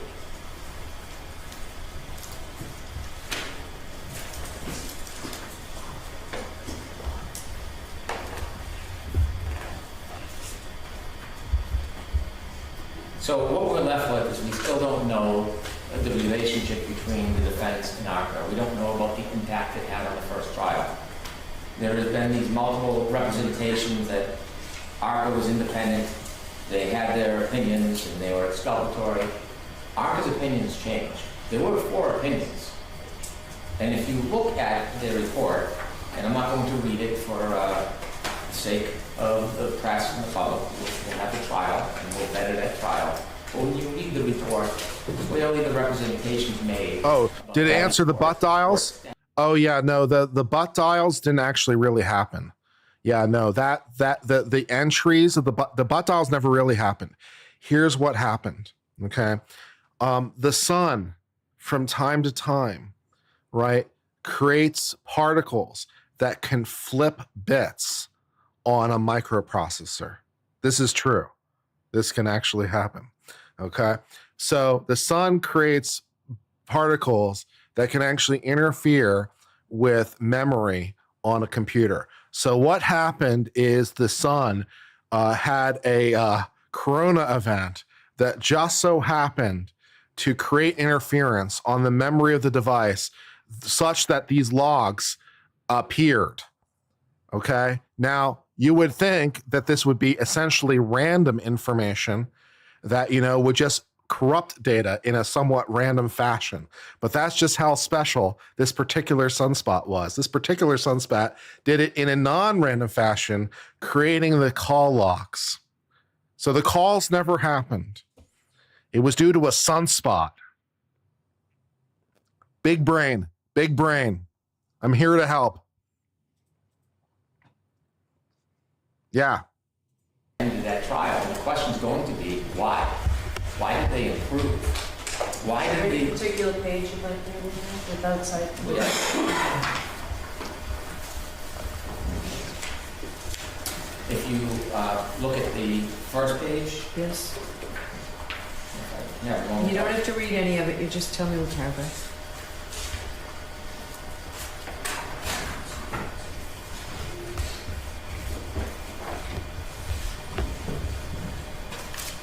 I think it's just the first paragraph that lays out their findings. Thank you very much.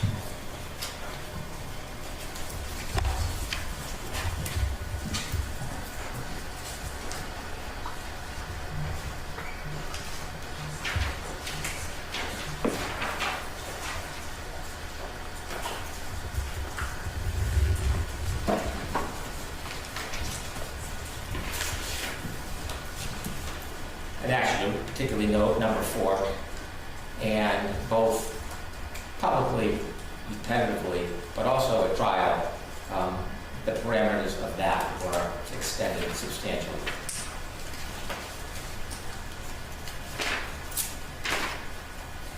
There is a summary again at the end of that report, substantially says the same thing. If you look at the last page, which is signed by all 3 of the experts, Mr. Wolf, Mr. Renshaw, and Mr. Klein, says essentially the same thing.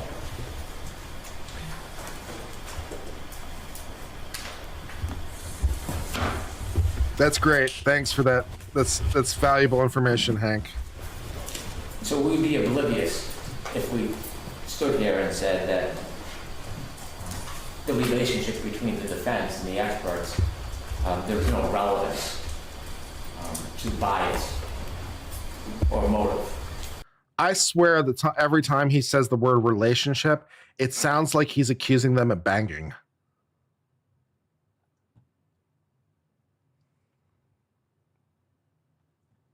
Okay.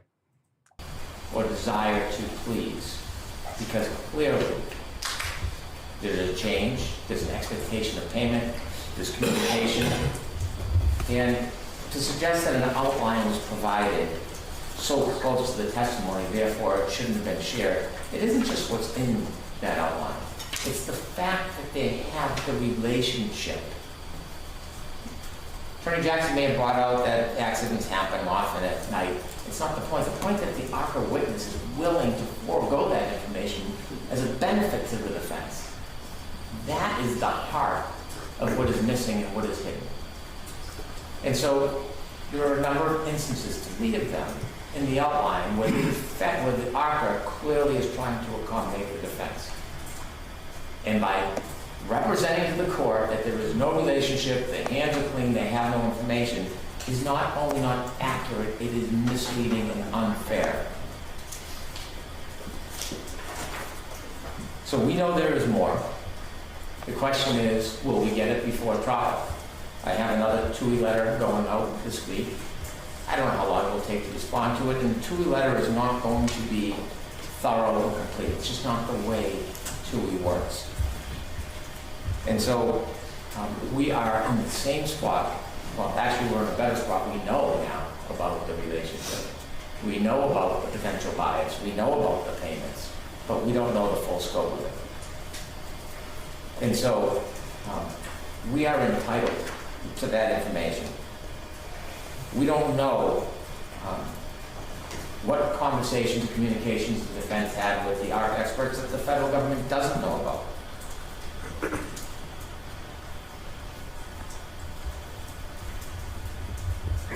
Over the next few weeks, we're going to attempt to get more information, but we will never have an accurate accounting unless it's compelled.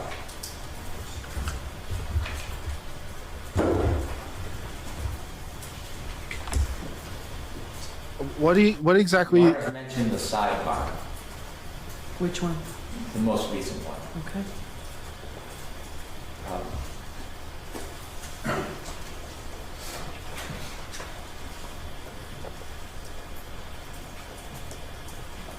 I am not trying to be overly critical of another attorney. Are you sure? I'm not. You can laugh, but I'm not. I'm laughing. It has been my effort to get Rule 14 material. It has been my effort not to exclude ARCA witnesses. It has been my effort. Okay, to try you're to- making an effort not to be critical of another attorney. Here's my response to you. From one attorney to another. Fair play. There's been no other way to compel any information other than to file motions in this case. And it is not incumbent on the government to fight for this information. We're entitled to it. We're entitled to it. And at this point, we have no confidence whatsoever, none, that we're going to receive the information that we deserve.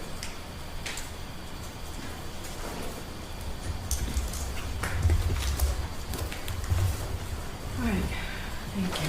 Mr. Leslie, very briefly, if you have something. Yes, thank you, and I'll be very brief. And I hope we get an opportunity to have a more fulsome response, but I'm going to be very brief on the key points.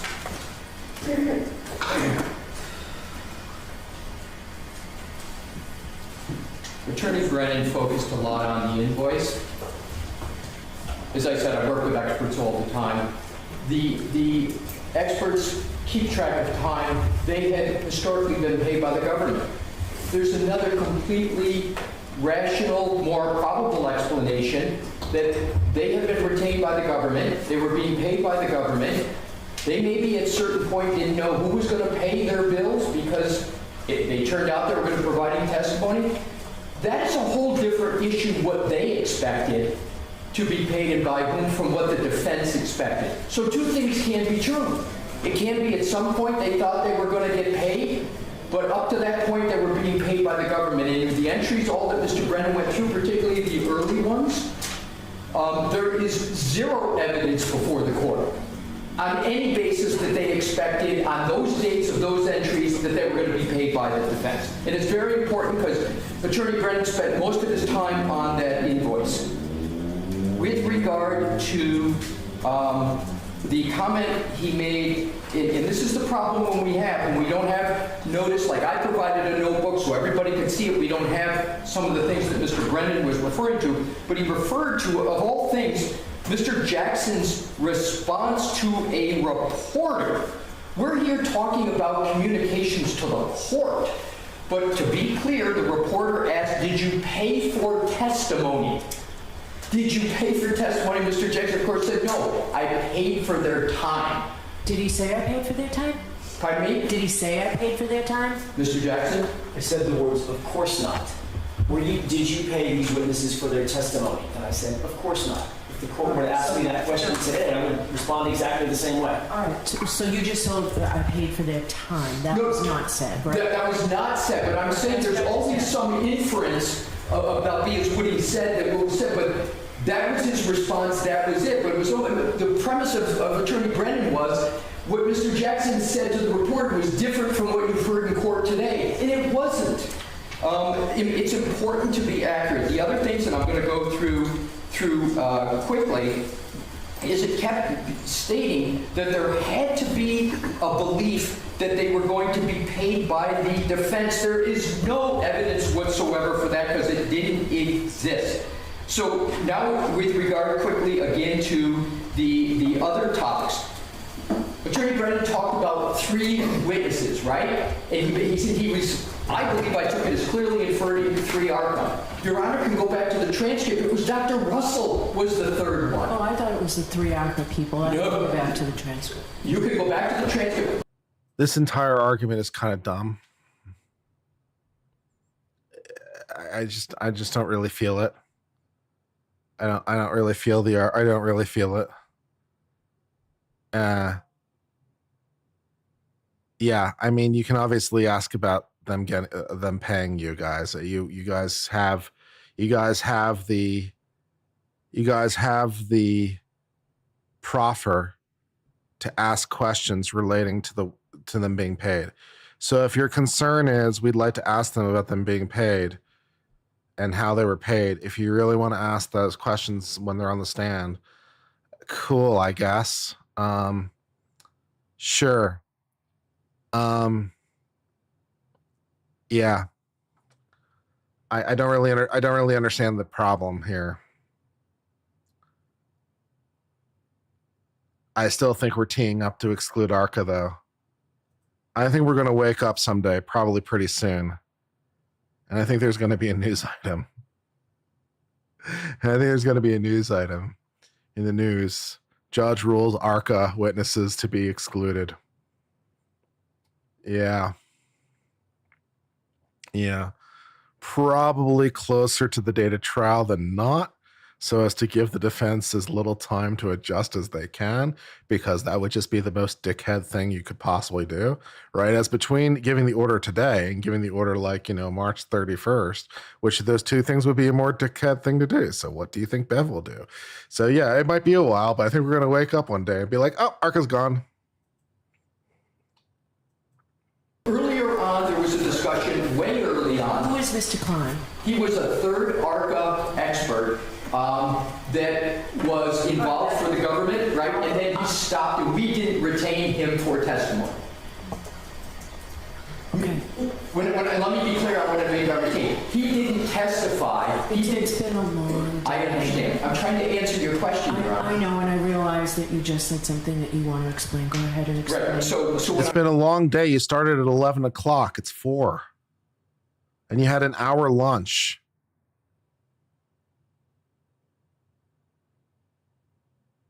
You've worked 4 hours.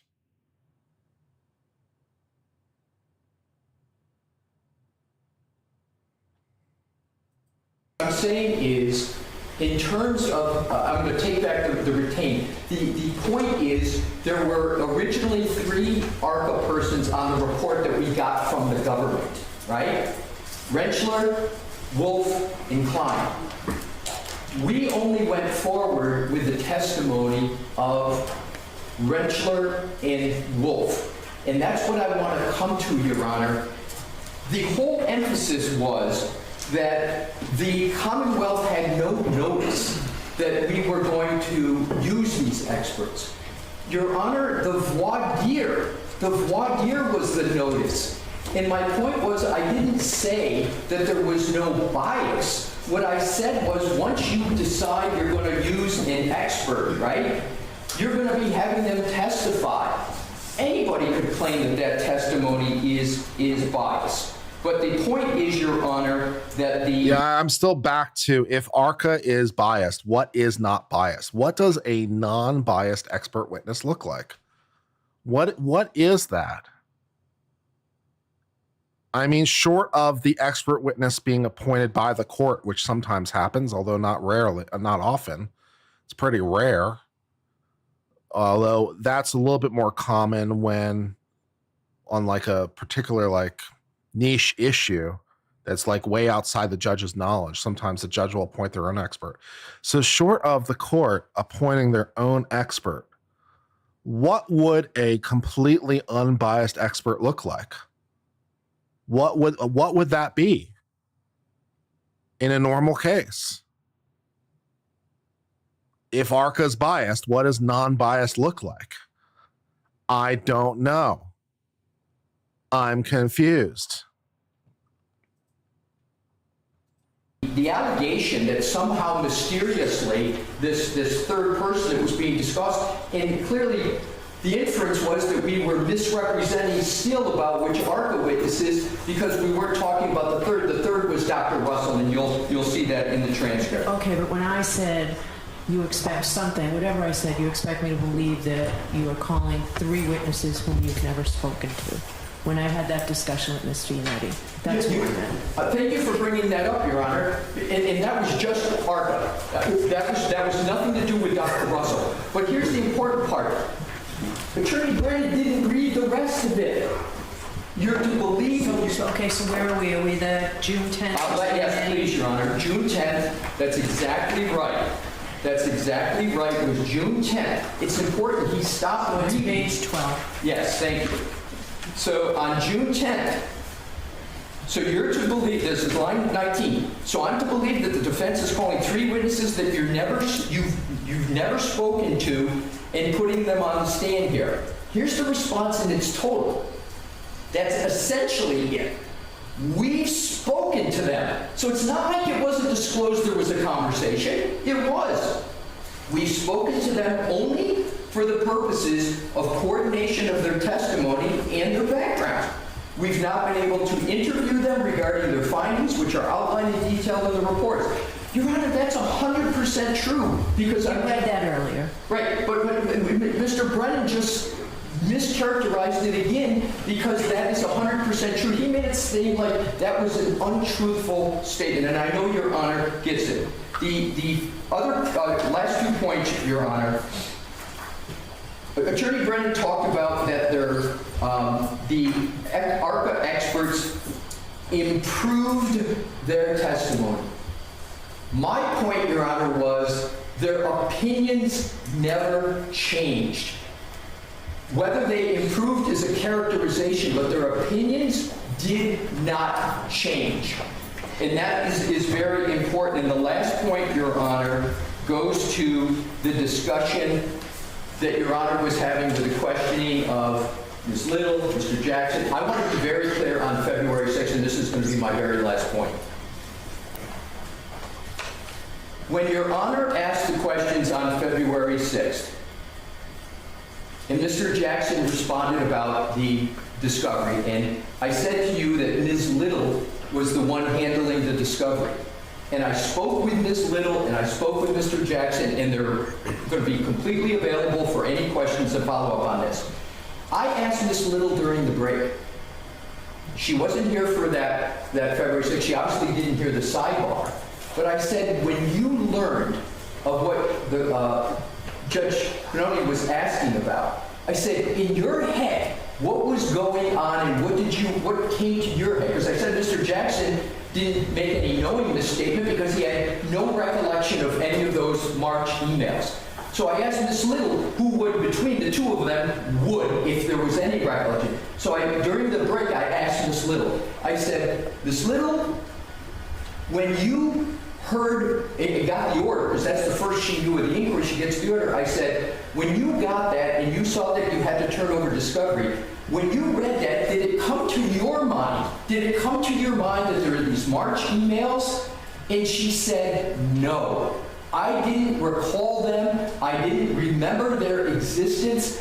And what I did was I knew we had to turn over discovery. I then went back. I rediscovered those emails, and that's how I had recalled it. That is important, Your Honor, because there has to be a knowing misstatement of fact for 3.3a. So not only did Mr. Jackson not know at the time Mr. Jackson made those statements and recalled those emails, neither did Ms. Little, who was the keeper of all the discovery. And that is my last point, and I will conclude this way, Your Honor.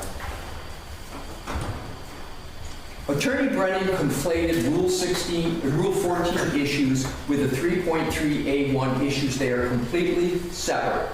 I am not here today, Your Honor, to take the position that the defense is in perfect compliance with Rule 14. We're not. But that's a whole different question, from whether the attorneys are in compliance with 3.3A.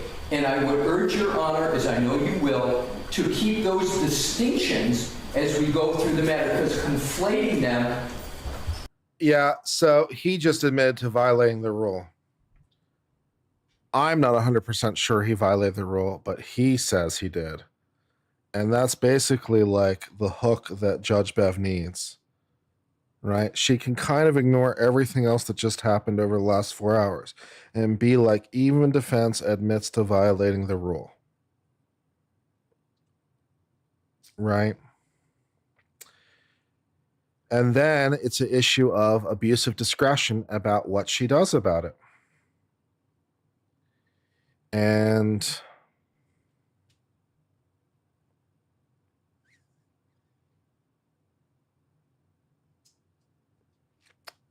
you know, I think if she wants to, she will feel like she's justified in excluding ARCA or kicking Jackson off.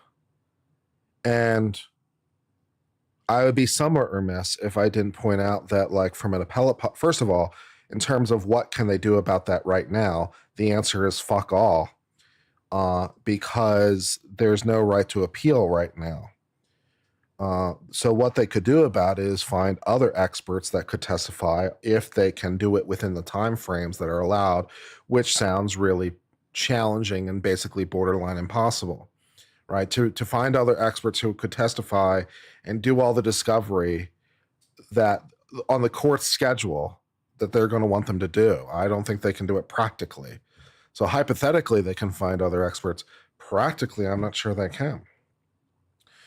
So that means the defense is without experts to contradict the state's experts. Exciting. So if Karen Reed gets convicted, then we're off to appeal, and it would be an abuse of discretion analysis.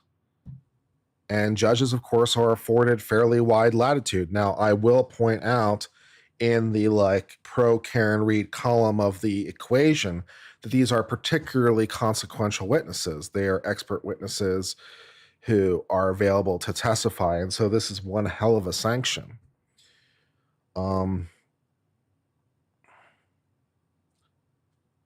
Plus, it's not clear that the judge tried other lesser sanctions first, right? So it's not part of an escalating pattern of sanctions, right? So if there had been more things that had been done wrong in the past, the judge can do more because there have been more problems in the past, but it's not part of an escalating pattern of sanctions that I'm aware of. So I think she'd have a very tough time justifying excluding ARCA. Maybe she can find some way to constrain their testimony in some way. Maybe she doesn't go all the way. Maybe she says that ARCA isn't allowed to testify as to something, whatever that would be. And she finds some way to constrain the testimony in some way. But from an appellate posture, of course, it's hard. It's hard. Appeals are for losers, and courts are afforded lots of discretion in management of their courts. And it didn't exactly strike me in the review of the record from the Supreme Court of Massachusetts that the Supreme Court of Massachusetts was particularly strongly inclined to go out of its way, to rule for Karen Reed. So,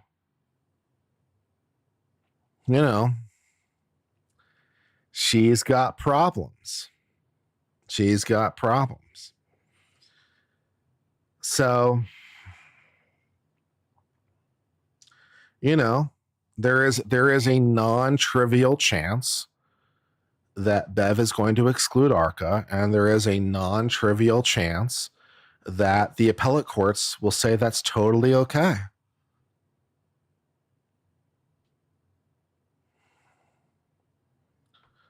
And that's just where we're sitting. And that sucks.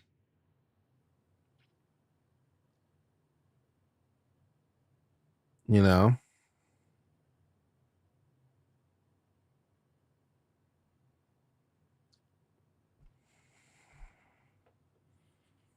And then, then a part of me that, believes in truth, justice, and the American way dies a little bit inside.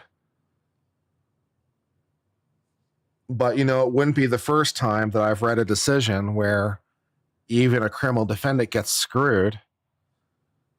And, I'm like, how?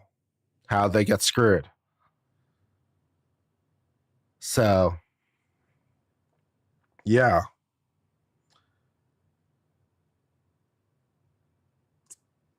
Yeah.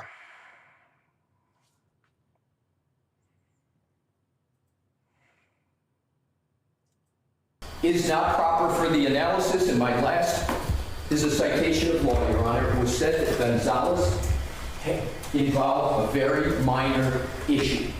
Attorney Brennan is correct. There was a minor issue in Gonzalez, but the Supreme Court went through those things that could rise to it, and I'm going to give you another cite, Your Honor, which is United States versus Diazzi, that involved a lot of serious issues with regard to conduct of counsel. They were not pro hoc vice, but it's 807 Fed Second 12 First Circuit 1986, where Your Honor can read it as to what were happening. The attorney's conduct was deplorable, and yet the court held that you could not disqualify them because of the Sixth Amendment. And my last point, Your Honor, is when you do a Sixth Amendment analysis, whether or not the attorney at issue is pro hoc vice or not, is not weighty in the determination of balancing the Sixth Amendment. It is not. In the abstract, Your Honor, in civil cases, is it easier to knock out a pro hoc vice? That would be absolutely correct. But when it comes to a criminal case where a defendant, their choice of counsel, that is a much different analysis with the Sixth Amendment. I'm not sure Massachusetts knows there's a Sixth Amendment. I'm not sure they've read that far ahead in their Constitution.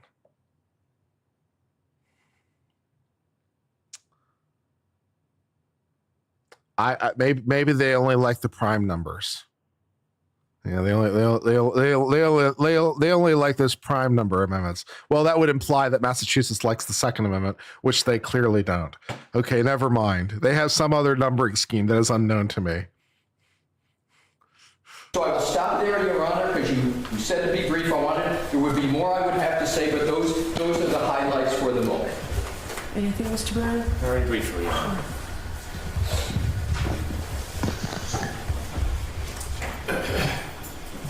My arguments to the court have always been focused on Rule 14. The verbal gymnastics that counsel engages in to use words like misrepresentation. For this guy to stand up and talk about verbal gymnastics. All right, chat, I need an opinion. On a scale of 1 to 10, how punchable is this guy's face? Presentation to distort reality is extraordinary. So let's use the defense words themselves. If you look at docket 505, which was signed in a pleading. That was filed late, right? February 16th. Saturday or something. February 16, 2025. This sums it up, really. And this is signed by Attorney Jackson, Attorney Alisi, Attorney Manetti, certificate of service by Attorney Little. Was it signed by Ms. Little? It's not. Ms. Little has only done the certificate of service. Okay. She did not sign it. It was signed by Attorney Jackson, Alisi, and Yannetti. And this is the defendant Karen Reed's opposition to Commonwealth's motion to exclude employees of ARCA LLC. And here's the representation they made. Not my words, not a misstatement, not a distortion. This is their words. Now comes the defendant Karen Reed, Ms. Reed, and respectfully request that this honorable court deny the Commonwealth's motion to exclude the expert testimony of employees of ARCA LLC, namely Daniel Wolf, PhD, and Andrew Rentschler, PhD. Here's the important part.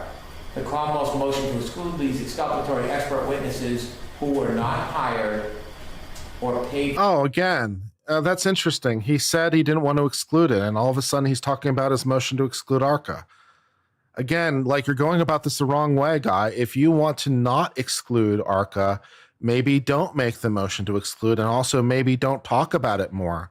For a guy who doesn't want to exclude ARCA, you seem to be talking about it an awful lot. Or by the defense.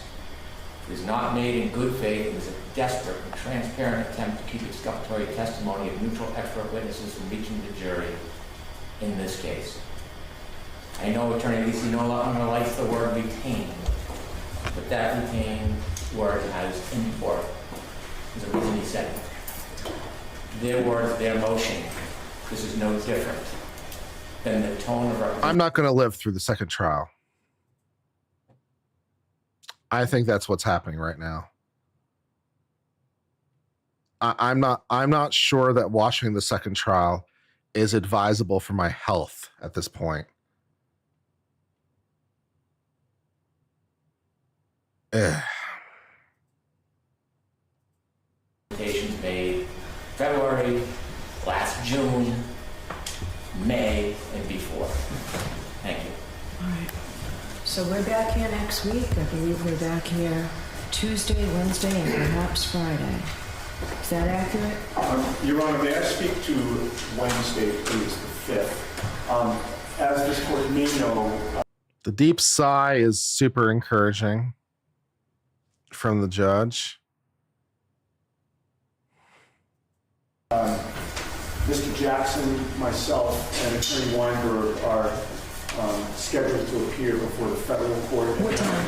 9:30 in the morning. Okay. Could we possibly go there and then Yes. come here immediately afterwards? Sure. Thank you, Your Honor. Sure. All right, but we'll see you here, Jim. We have these all scheduled at 9. We do. Okay.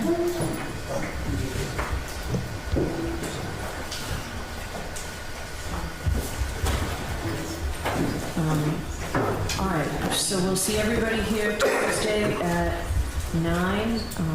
We've blocked off the day for Tuesday, Wednesday, and of course I'll let you go to federal court first, and also Friday. How very generous of her. How very generous to let them go to federal court first.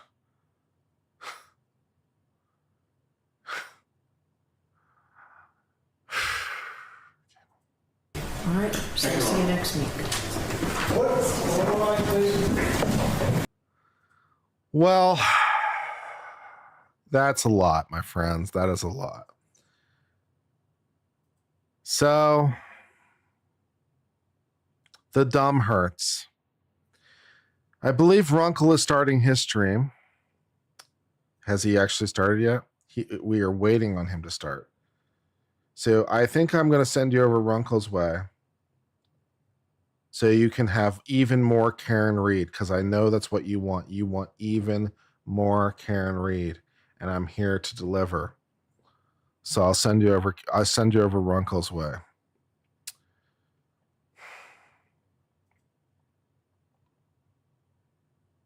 Even more Karen Reed.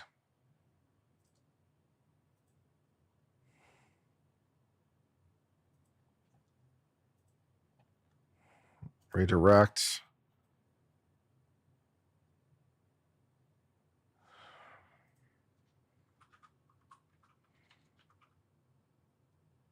Okay.